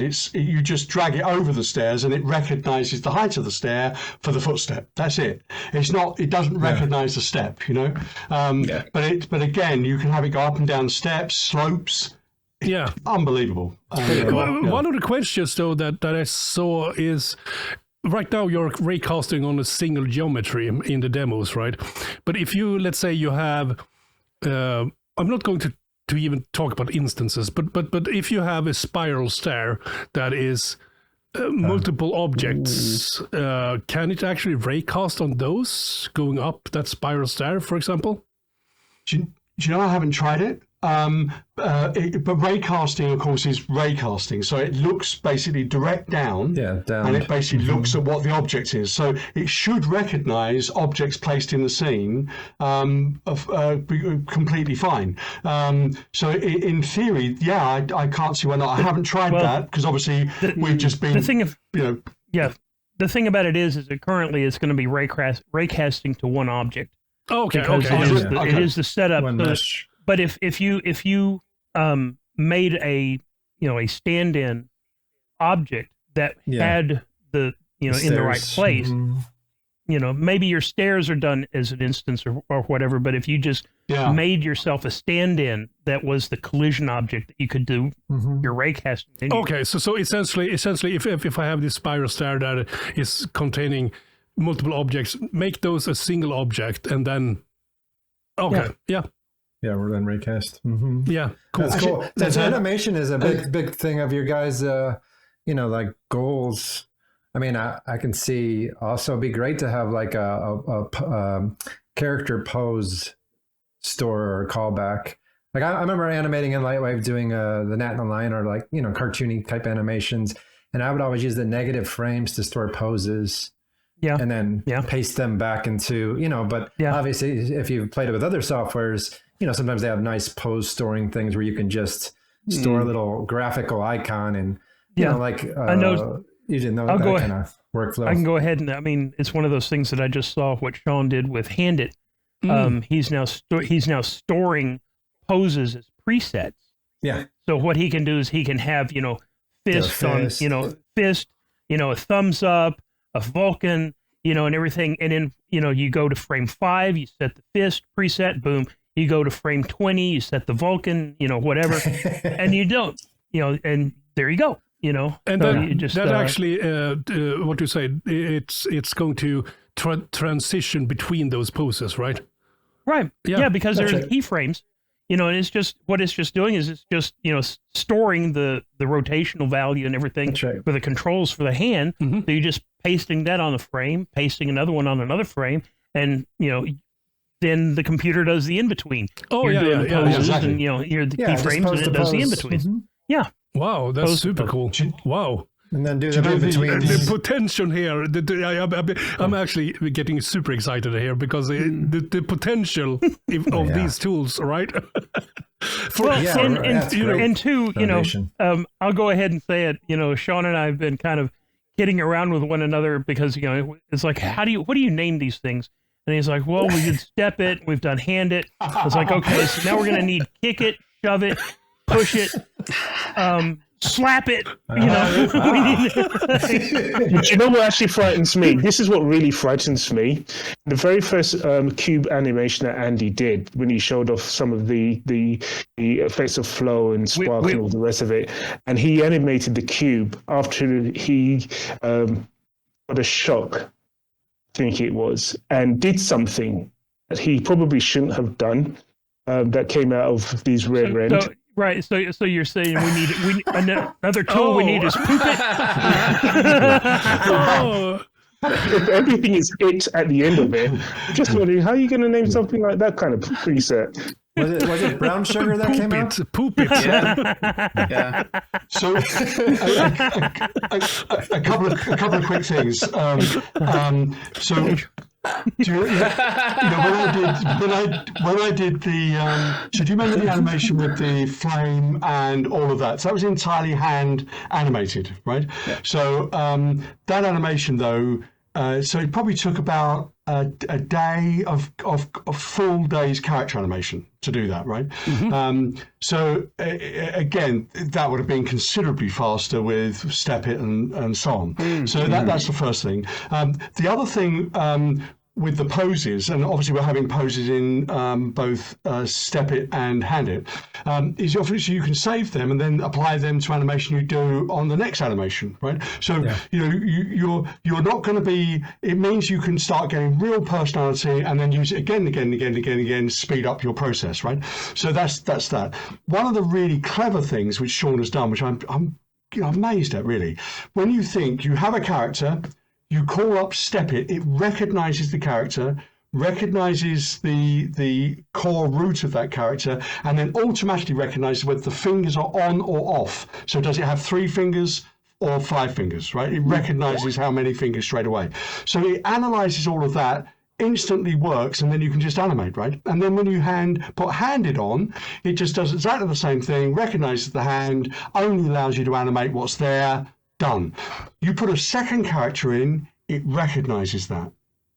Oh, it's okay. Very, very clever. That's right? really good, yeah. So, well, it needs to, because that's always been a major problem with that's been a huge problem in LightWave, because you create a new rig, that rig's got different names, then that creates for the targeting and the parenting and blah blah blah blah blah.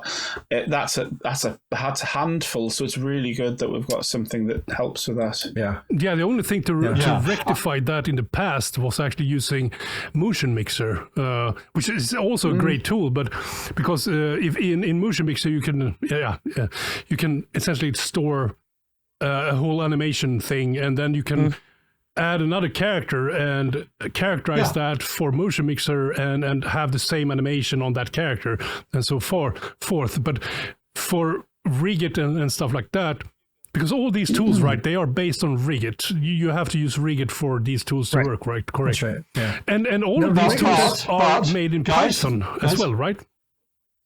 Guys, I'll come back to that. Just a quick thing to bear in mind. Everything's designed around RiggIt because RiggIt's we're going to do more and more tools for that.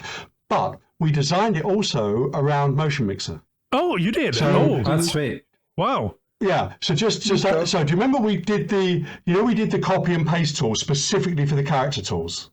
Remember that? Okay. Mm-hmm. So if you haven't used them, what they do is they'll take a chunk of your animation and save that out, right? Which can go straight into MotionMixer.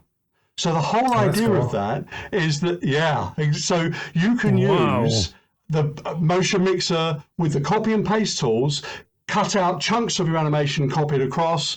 You can then basically use Step It and so on. So we've designed it with mind to using MotionMixer as standard as well. You won't need it as often as you would have done before because it's so easy to do the changing of stuff in that system, but it's designed to work with that. We did it right with that in mind from the word go. Wow, cool. That's cool. I have a stupid idea because I don't understand rigging. Could you make a tool, right? Could you make a tool called Grab It? Grab it. Because one of the really hard things to do in animation is to have a character just grab a thing, because you've got to faff around with like IK, FK, blah, blah, blah, blah, blah. And if you're a beginner, it's like have a tool called Grab It, which you load up, and it handles characters grabbing and sticking to things. So, Andrew? Yeah, they have the parent. So I released my copyright. You can have that for free. There you go. So there's obviously the dynamic parenting tool, right? Right? So that works perfectly with Step It. So that's the first thing, and Hand It.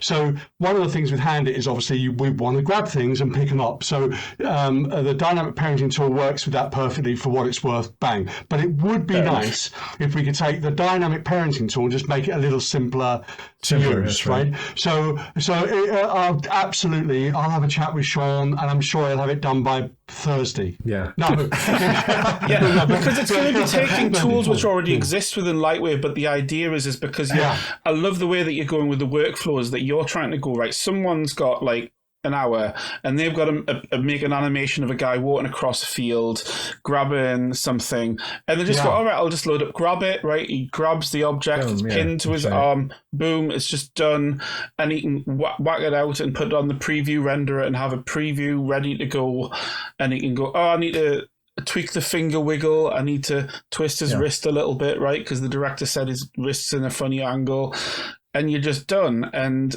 that I think that would be quite an idea. I would like to see, based on my animation experience, it'd be great to see a squashy stretch rig from RiggIt.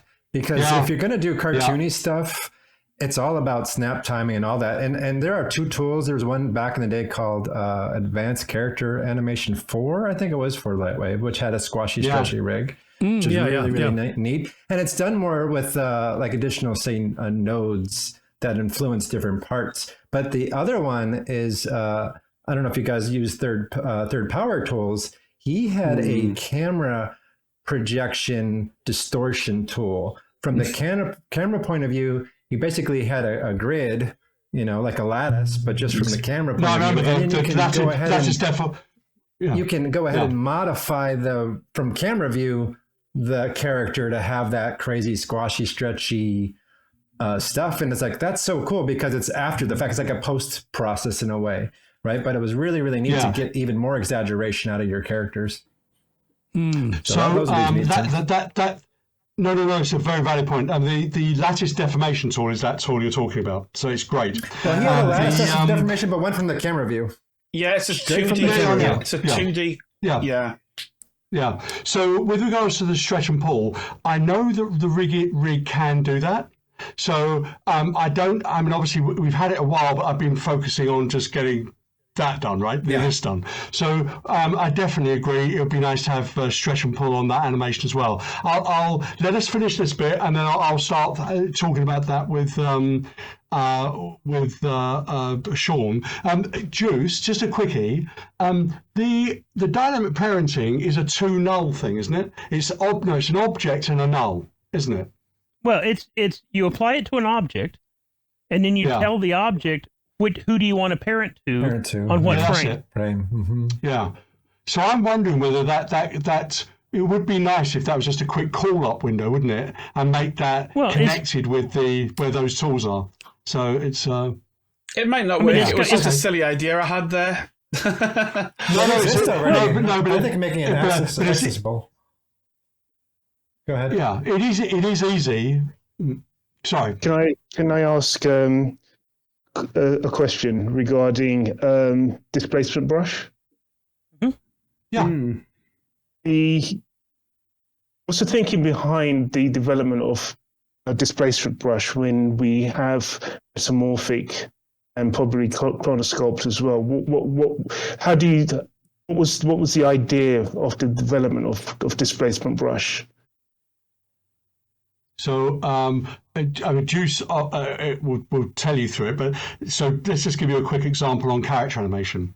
So on character animation, if you use Metamorphic, which by the way was a great tool in its time, but it was never accurate. So if you want to take across a bump map for doing a muscle, and you use Metamorphic, they never really stuck to it well, and they didn't really stay to the timing that you set it up for. So Metamorphic was flawed. It was also quite difficult to use, and it was hit and miss whether certain things worked. So it was trying to do a lot of things. So the reason why we did the weight map tool was to do a proper, absolutely rock solid, perfect weight brush tool, and then of course we need to do a proper, absolutely accurate displacement tool, and that's what it does. And so it's considerably more accurate, it's considerably more reliable, and works on the mesh you're working with, rock solid. So it isn't. Yeah, sorry, Deuce, you've used it a lot more. Sean, Sean has even said that it's a lot more stable and predictable than Metamorphic. Yeah. Oh, okay. Okay. And the thing about it is that, really Chronosculpt doesn't have a compare, because Chronosculpt is a post-process manipulation of MDD files. That's what Chronosculpt is. Chronosculpt is the solver for a dynamic simulation that did great except for 3 frames. And you just want to go in and pull some points instead of trying to figure out, okay, so 4.3985 on my chaos didn't work. I wonder if 0.6 would do it. And it only takes 2 hours to simulate. Yeah, exactly. Yeah. So that's what Chronosculpt does. But no, actually the feedback currently is that with the displacement brush dealing with morphs, dealing with displacements, it's a lot more predictable, it's a lot more stable, and everything saves proper. It saves with the object, it saves, and saves in the scene. Everything is just it's more up to date. Do you think the weight brush will have, especially for when you're skinning a character, a mirrored version eventually, where you can do the left arm and just mirror it? It is one of those things that, I mean, we actually, if memory serves, there is a mirror in there. I think there is. Yeah. Oh, you can mirror the left arm, right arm weights? Memory serves, I think you believe, Okay. I believe so. I could be wrong. Granted, it's been a slip since I last used it, Yeah. It definitely does have a mirror. I haven't used it, ironically, because I always just go through and manually do the weight mapping on the characters. But I think it has a mirror. We'll check it out. It's a good idea, fundamentally. Yeah. If it's on the same object, memory serves. Now, if it's two separate objects, then it might be a little bit of a different thing. But if that's the issue. Character Studio, we would always weight one of the characters, and it had just a post-processing tool that says mirror to the other arm or other leg. So you just weigh one, and then for things for separate objects, it might be just a tool, a weight copy tool. I know there's a few weight copy. I know there's a few tools already in LightWave that does that. I think they're like the Fiber Effects had that. Yeah, I remember with its brush. I mean, if we haven't done it, we'll definitely look at it. Yeah. So it's around the type of a character animation. That's all. It's cool stuff. It's awesome. But I think also as well, the idea with the weight painting brush is that it's a unified system, because Metamorphic's designed to do specifically only for weighting of rigs, whereas this is like you can paint terrain, you can paint texture, weight maps, you can do all of the other things that you would want a painting system. So rather than having multiple discrete painting systems, it's a unified system. So it's kind of like taking the concept of metamorphing and making it unified throughout the whole software for use for general purpose things, which I think was the whole idea. Plus, I think it was a little bit hard because you bought that as a third-party plugin, and you don't necessarily. It's difficult to get into the head of some other coder. I mean the would that indicate that Metamorphic would be deprecated? I don't think so. Metamorphic. I don't think we'll deprecate it. No, Metamorphic does three things actually. It also is used for instancing. Potentially, and also obviously the weight map and whatever. I think the methodologies we've got in there now are better, I think. So the instancing brush system, I mean, they're all kind of connected. The instancing brush is very much a big step up. The weight brush is a big step up, and the displacement brush are a big step up. So it doesn't mean you can't stop using the other one, but I think once you move over, you'll love the new systems. They're really good. So it's more integrated. With regard to advanced placement, it's fantastic. I absolutely am enamored with that. And well done, guys. One question I have is objects that fall in advanced placement, does it interact with flow?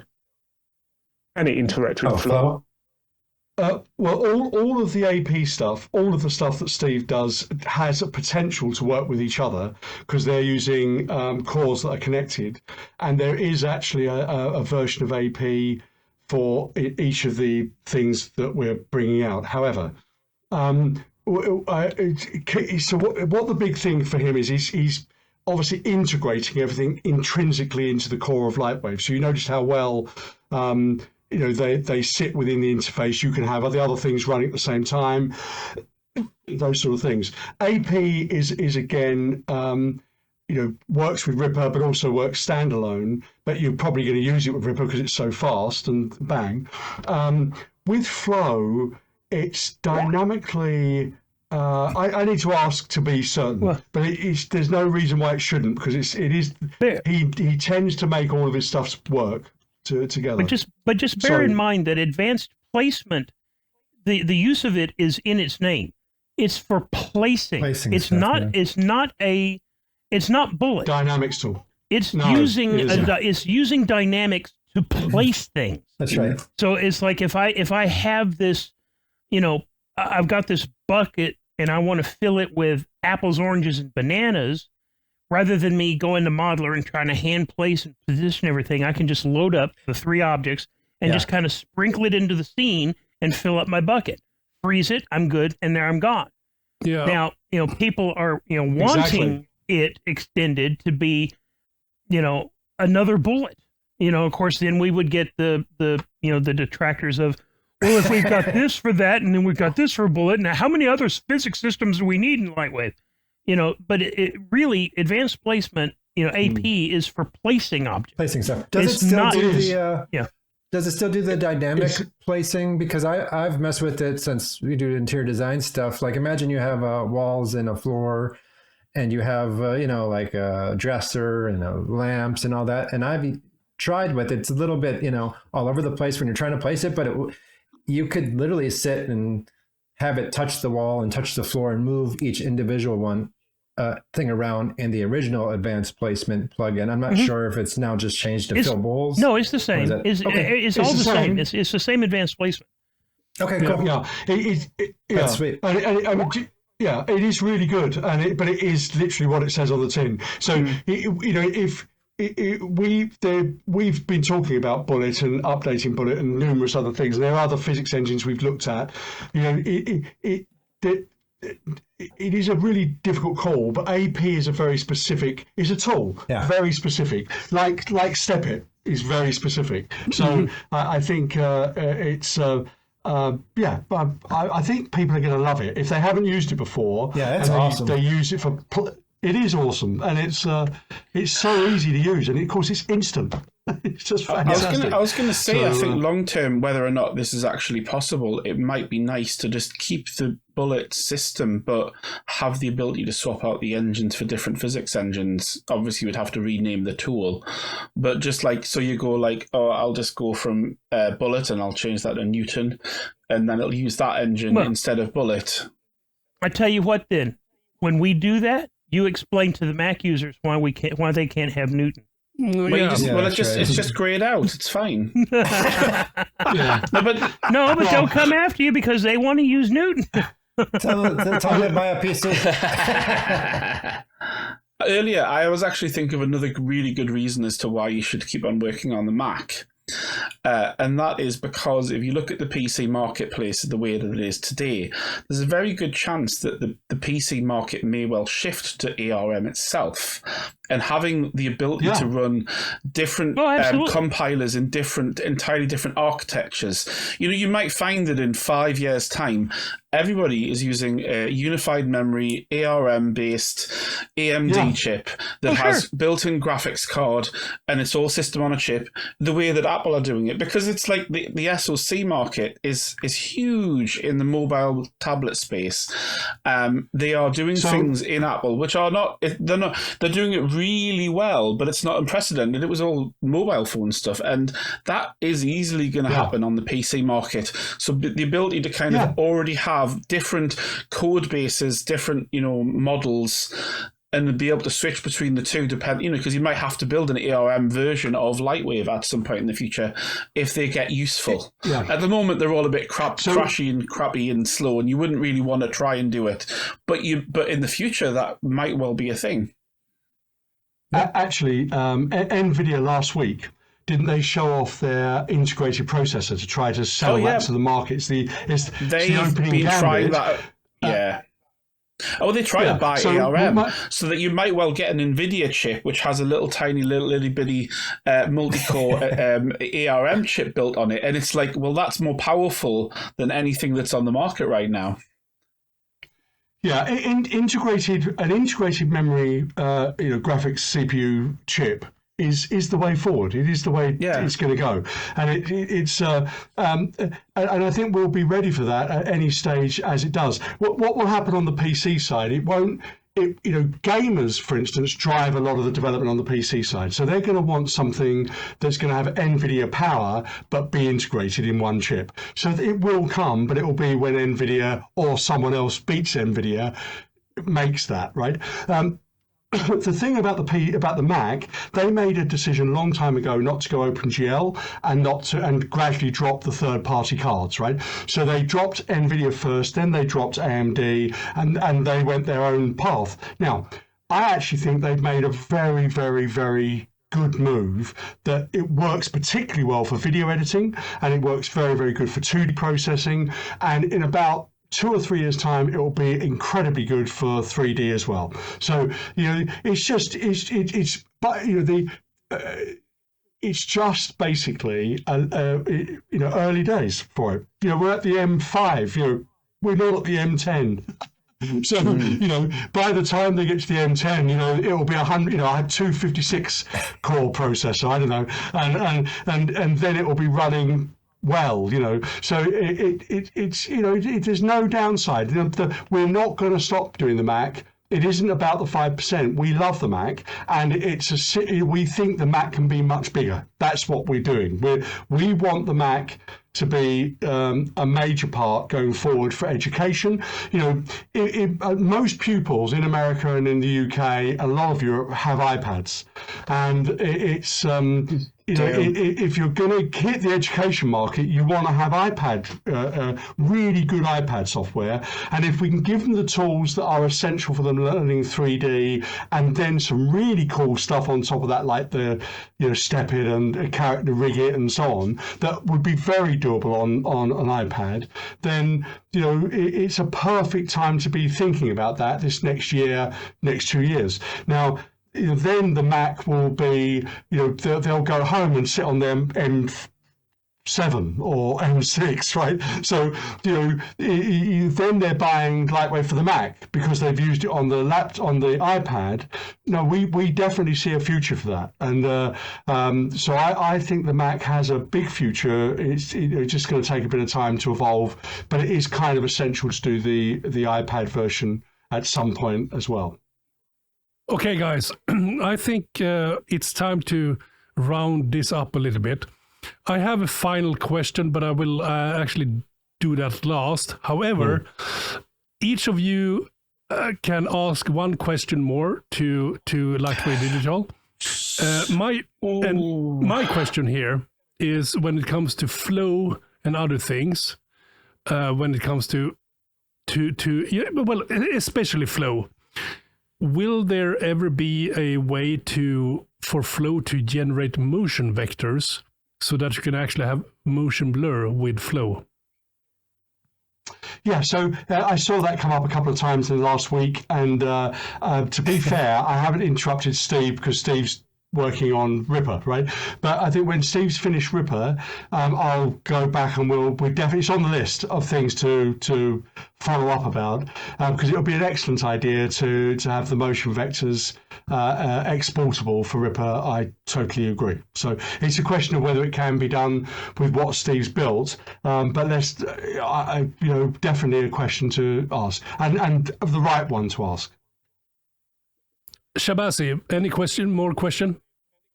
I've got 2 questions actually. First one I'd like to know is, it's first a bit of a statement. I love the animation, the Christmas animation that's on the LightWave homepage with the Christmas tree. That's absolutely beautiful. My question to that is, how on earth did you do the snow effect of walking through the snow and the snow being displaced? How did you do that? And your second question? Even the guys that you guys have had LightWave since you've taken it over, and you were, admittedly, you said that you were a very small team back then. How are things with the staffing numbers with regards to LightWave Digital? So those are my 2 questions. Okay, so I can answer both of those. So I don't know the exact number we're at the moment, but we're between 16 and 18 people. So it's not that small, right? So it's, if you take all the people we've got programming, it's quite a few, and actually it's going to get bigger. So it's there's a big myth about, there's only one person programming. There isn't. There's a lot of people coding, right? So to his desk. So that Yeah, so that's that. So with regards to the question on the snow, so the overall shot for the animation for that was probably probably a week to do from start to finish, right? The snow itself, everything's rendered in LightWave. That's the first thing. So the snow on the ground can be done on LightWave, but we didn't do it in LightWave because we didn't have the time. So you can do it with the displacement in LightWave really well, and it's good, but it does take a while to do. And it actually only took us 5 minutes to do. Well, I say 5 minutes. It took an hour to do in Houdini. So we did the displacement for the footsteps in Houdini, transferred it into LightWave, and then basically put that out in LightWave. But and I only mention that because we've not. It has no one's asked before, but we're always telling the truth on it. I've always said to you that we love Houdini. So there are things in Houdini that is just so fast that why wouldn't you do it that way? That is one of those things where it would take probably 3 or 4 hours to do in LightWave, maybe 2 or 3 hours to do in LightWave, probably 3 hours to do in LightWave, but literally was done in an hour in Houdini. So that's the reason why we did that, because we were in a rush. We're doing one right now. I'm doing one with a sugar cube. I won't tell you what it is, but it's coming on Christmas Day, and that one I'm animating right now, and that one's all LightWave, right? So it's I suppose on that Christmas Day one, it's what's that? 5% of it is not LightWave, but the rest of it is all entirely LightWave. So I'm not. I don't think that's a bad thing. All the slide hand animation was I hand animated that, and the rest of it is step it. And obviously when it's like looking at the tree, that's even my voice. So the whole of that is Sean and me just putting that together. As quickly as we can, but we wanted it to look advert quality, which I think it does, and. I'd be happy. I mean, we literally finished it, and you'd think, that could be, Marks and Spencer's. It could have been John Lewis's commercial one year. It's really cute, and it's beautiful. It looks really nice, and but a week from start to finish, we did it. So yeah, it was brilliant. It looks like a TV. All right. Well, first, I just want to say thanks. Thank you guys, LightWave Digital. I'm so glad you guys are back, and. That negative comments, just ignore them, man. It seems to me that, like what Deuce was saying earlier, that a lot of people are coming back because they see what you guys are doing, and bravo to you and all the team. So I'm super excited. I'm glad I can use it in my pipeline, as well as see it grow. So I'm happy for that. And thank you. I'm so glad you guys are back. And second, my question is, obviously animation, and I know modeler's coming up. In my industry, for the interior design stuff, but I'm also in the machining world. So my question to you is more like maybe feature requesting. And I was going to talk to maybe Victor about it, because LightWave CAD is a huge part of kind of our pipeline too. Works great for it. So, but I want to actually see, I'll talk to you guys, maybe getting more into this kind of industry on the machine side, meaning like instead of using, because everything else is subscription out there, which is super expensive. And I can see LightWave fitting a bill where we can use it to develop and export to CNC machines, which is just G code. But what needs to export actually would come from Modeler. So maybe I can talk to you guys some ideas. I'll write it up to you. But I think that industry is huge, because now LightWave can actually be used as a tool from creating models to actually creating them, like like they had in the past. I know you guys can print 3D models and things like that, but do you guys are looking into the other industries like that as well? Or is your focus obviously animation, or would you want to get into something like machining? Yeah. So obviously STL format for 3D printing, we've got done, I think. Deuce is in there, so we've sorted that out. I don't know whether I'm supposed to say that, but we have. So there's that. with regards to more tools for the people doing engineering, CAD, that kind of stuff in general, be nice if we had the option to have measure on a standard and distances, so labeled all that stuff. LightWave CAD, by the way, does a marvelous job, and we love what's been done there. If I could get that and include it with LightWave as standard, I really would. But he's got his own path. He likes to update it. It's what it is. So, however, are we going to let that restrict what we do? No. So if we can create the loads of CAD tools and gradually add more engineering tools very specifically into the modeler, we will do it. It's the same application, same thing as the Apple PC thing. If we were secure about AutoCAD and its long-term development, I don't know what he's going to do, but we asked him to, about getting involved. He'd already committed a different path, right? Yeah, he's committed to updating it, but from our point of view, we want to have that all built in as standard. Don't want people to pay for it. So we will develop tools and gradually start developing tools that will do that stuff. We've already got something in mind. It's not sorted yet, but might be soon if we're lucky, and which will show that we're going to take it seriously. That's what I would like. I would like to show the modeling community that we're going to take architectural stuff very seriously. So I absolutely want to. As far as looking. Yeah, go ahead. I mean, as far as looking to other industries, I'm really interested in the porn industry myself. They have gas studio. You just need to use gas studios for that, right? So what we should have is a poser lightwave bridge, maybe. So get all those poser animations directly in the lightwave and back again. There used to be a poser. There used to be a poser plugin, import. Yeah, nice. Yeah. But anyways, back to the non-porn lightwave version. I'll send you an email because I think the market is ripe based on looking into what's available. And this is talking about mainly for CNC machining. And I'm doing some hack lightwave ways to make it work. What actually does work, which is nice. But if those tools, I don't know if you're familiar with SketchUp, but they have these plugins. Everything is subscription based. Right? I can see someone like me who builds cabinets now for a living to have a lightwave pipeline, and you can sell this to all cabinet builders because you can say it's not subscription, you can buy it, and we have this tool that allows you to export to your machine, which you use another software, by the way, like vCarve. And then people would be like, really? It does that? And you can do the rendering and you can do all those things because everyone jumps around. They might use SketchUp for the model, then they might use something else for rendering, but now you have it all in one spot, which I think it would be kind of neat. So I'll write up a document of what that pipeline looks like, but I think it'd be pretty neat to do. Yeah, I love that idea. So at Pinewood, they use LightWave for doing the 3D printing for all the props. Right, every prop for Marvel movies, everything, and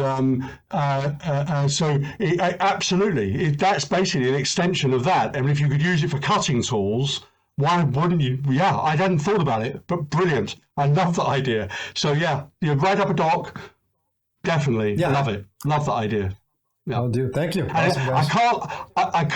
can't think it's that difficult to do. One of the great big advantages with LightWave has always been was that it wasn't arbitrary scale. I mean, Maya, by the way, is 1 foot is 1 foot, but it is basically the opening arbitrary scale of it means that it doesn't necessarily save it accurately from printing. LightWave does. So for machining, LightWave is perfect for outputting for cutting tools. I hadn't thought about it. But genius, I love that. So definitely write it up. It's good. Yeah. It is going to be pretty sweet. Like I said, I think this market would be great because all the people on the forums that I use for CNC machines, like on Facebook, marketplaces, right? Everyone who gets into it doesn't have a direct software from like the 3D point of view. And 3D is a super important part of it because without the 3D, it's so difficult to, see what you're making. And that needs to be part of it. And LightWave's great at that already. So They just need that pipeline to get to the machine. And it's, like I said, it's pretty easy. LightWave already has 99% of the tools. It's just how do we get that to the right, let's say UV. Honestly, amazing. It's genius idea. Deuce, what do you think, bud? I mean, do you agree? I think that would be amazing. Absolutely, yeah. We'll definitely write up a doc. Might take us a little while, but it might be easy. So let's go at it and have a look at it. All right. Cool. So Thank good, you guys. very good idea. Happy holidays. I guess it's me now. I guess it's me. Best for last. I'm frightened. I know. I'm frightened of accidentally. I mean, because I genuinely don't know what you're going to be saying after Christmas. So, but I'm worried that I might accidentally spill the beans because I'm going to ask a question that might be related to something that's already been done or is coming in the future. But I'll get it out. So I'm loving the way that you're going with RiPR at the moment, how you get like incredibly fast, not photoreal, but it's really nice. Is there work being done to improve the general OpenGL interface because it's using a really, really old version of OpenGL, just so that you can get nicer UI elements? And obviously, dare I say it, because on the Mac, OpenGL may go away very soon, and you might have to go everything metal. So, I mean, if you can't say anything, that'll be fair enough. But no. Look. So we haven't started working on it yet for a very good reason, right? But we do know it needs to be done. So this isn't something for 25. This is something probably 26, something like that. So it's a big deal when you have so many things tied into an OpenGL engine. You can update the OpenGL engine and it'll break a few things. You go back and fix them, right? But one of the problems is you spend a lot of time doing that. You're almost better to go, okay, so what would be, if we were doing it from scratch today, how would we do it? What's the best way of doing it? Choose that and then say, well, okay, now we know that's what we've got to aim for. How do we get there without destroying people's workflows while we're doing it, right? So it's a big old task, Andrew, and it's an absolutely right question. So I can't answer you because yes, I do know more about what we're going to do. And you know, as does Deuce. I should hope so. I should hope so. Yeah, it'd be awful if we didn't, wouldn't it? What are we going to do next? I don't know. Anyway, but it is absolutely has to be done. It's a question of timing in relation to the modeler update. You know, remember I said to you about you got to do that, then you've got to do that, and then you're there. Then it can start making some much better changes, right? So we're probably a year ahead of where I thought we would be on the layout side. We're doing really well. On the modeler, we're just starting it, so that's going to take a while. That might go fast. But I can't give you an absolute because I don't know whether it's going to be how difficult it's going to be until we start the process. But we definitely, absolutely will update that. It's just a question of time. Okay? So that was a crap answer, wasn't it? Really, and of all the people I want to answer,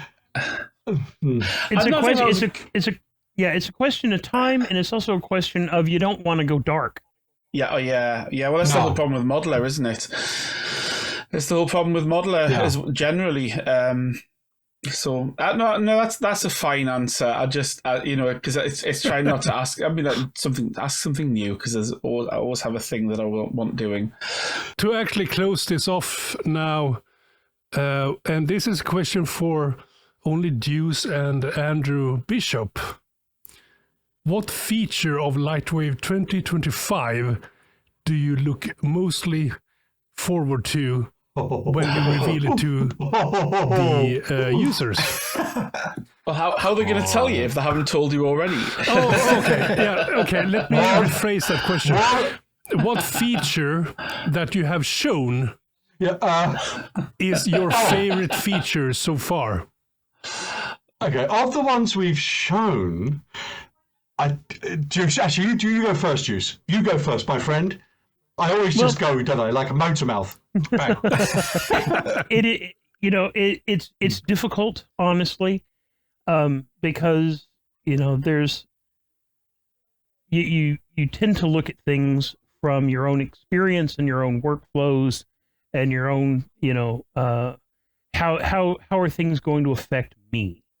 You get very self-centered when you start thinking about the features and how what am I going to use the most. And really, for me, I think the biggest thing for me is going to be RiPR, simply because of the feedback speed of is the timing working right? Am I moving too fast? Am I moving too slow? I have had 15, 20, 40-minute previews that I know I could do now in seconds. And I think really, for me, that's just going to be the biggest thing. Yeah. Yeah. That's a great answer. Great answer. Yeah. Very good answer. Oh, I actually have to answer it. Yeah, you do. Okay, so oh God, it's God. It's the problem.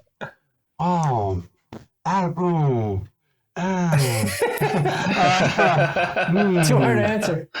Yeah, well, we had the same problem. We only get one question. There's so many. I suppose if Deuce has gone for one, I'll go for Step It, and because I do a lot of character animation, and I know how unbelievably flexible it is, but also how much time it's going to save me. And Deuce is right. It's because I use it. I do that kind of stuff. That's why it's going to be particularly good for me, right? The irony is the ability to be able to show a client also, I do a lot of engineering stuff. The ability to be able to do a quick animatic and dump it out in RiPR also unbelievably valuable to me, because I'll be able to use the HDR I've lit the engine with and then just pump it out in RiPR, right? So mind-blowing. But I think Step It, if I had to choose between the two, a beautiful thing Sean's made there. Just so it's unbelievably good. So yeah, cool. Was that it? Is that? I think I'd extend that question to the LightWave Digest team as well, starting with you, Cageman. Same question, but to you. I would say RiPR, because I do a lot of previs, and we are. Well, I just finished a bunch of shots doing previs and final animation, and it was outdoor stuff, and it was a Black Hawk helicopter, right? So if I could have used used the PBR stuff and actually used RiPR to output previs for that, hopefully there's going to be a render engine sort of where you output this in the correct camera aspect ratio and all that stuff. I would say RiPR. Yeah. Andrew? Yeah. The thing that I'm most looking forward to then, because I'm going to go to something that's been mentioned but not shown, is the render improvements. Oh gosh, it has been mentioned. I wanted to. It has been mentioned. Well, there you go. It's been mentioned but not shown, so we don't know. It might be all full of wind, and it's not that good. No, but seriously, I'm looking forward to that. And also, I had to pick something else, because those other things look really amazing as well. I think this is going to be a really, really good build for character animators. That we've never had a build for character animations ever in Lightwave's history, I think. So this is one of the strongest for character animation, especially given that you've hinted at some of the tools that Sean's doing other than or complementary to, and the fact that it comes with RiggIt. Which is a great system, but also all of these other side-along tools. But I know nothing about it, so I'm not looking that forward to it, because I'll be like, it's got some lovely tools that I will never use. How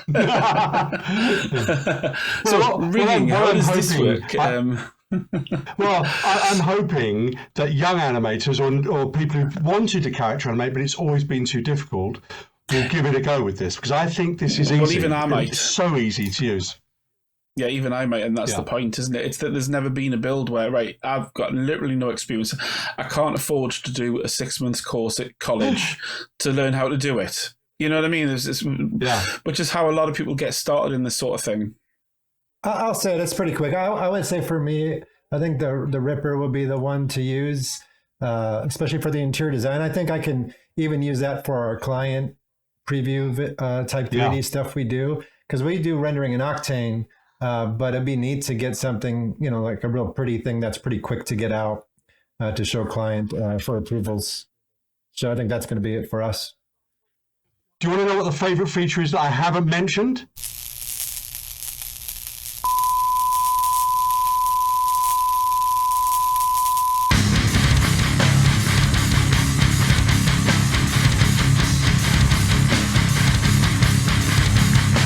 Thank you for listening to LightWave Digest 2024 Christmas Special.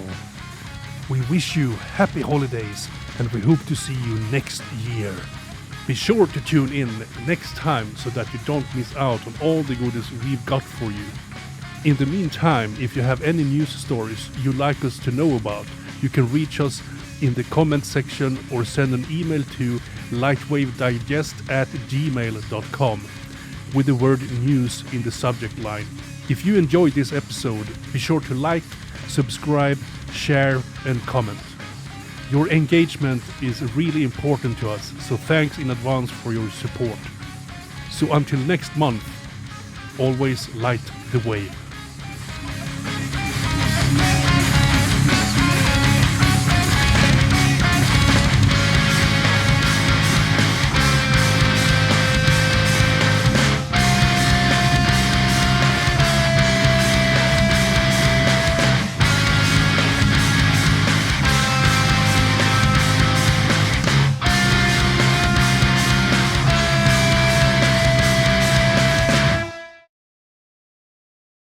Three, 2, 1. Merry Christmas! Merry Christmas! That's right. Yep. Perfectly safe. Should we do one more?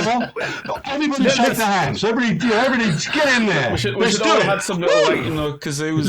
Let's actually do it again. Merry Christmas and a Happy New Year. Okay? Try again. 3, 2, 1. Merry Christmas! Merry Christmas! And a Happy New Year! That was a bit messy. Should we just do Merry Christmas? Do you want to do one more? More synced, okay? 3, 2... What are we saying? What? Merry Christmas and a Happy New Year. Oh, we're going to try again. Oh, okay. 3... Can I just make the suggestion to say 3, 2, 1, and then go. You say it. Okay. 3, 2, 1, go. Okay, Shabazzy, you do the countdown. All right. 3, 2, 1, go. Merry Christmas! Christmas! And a Happy New Year!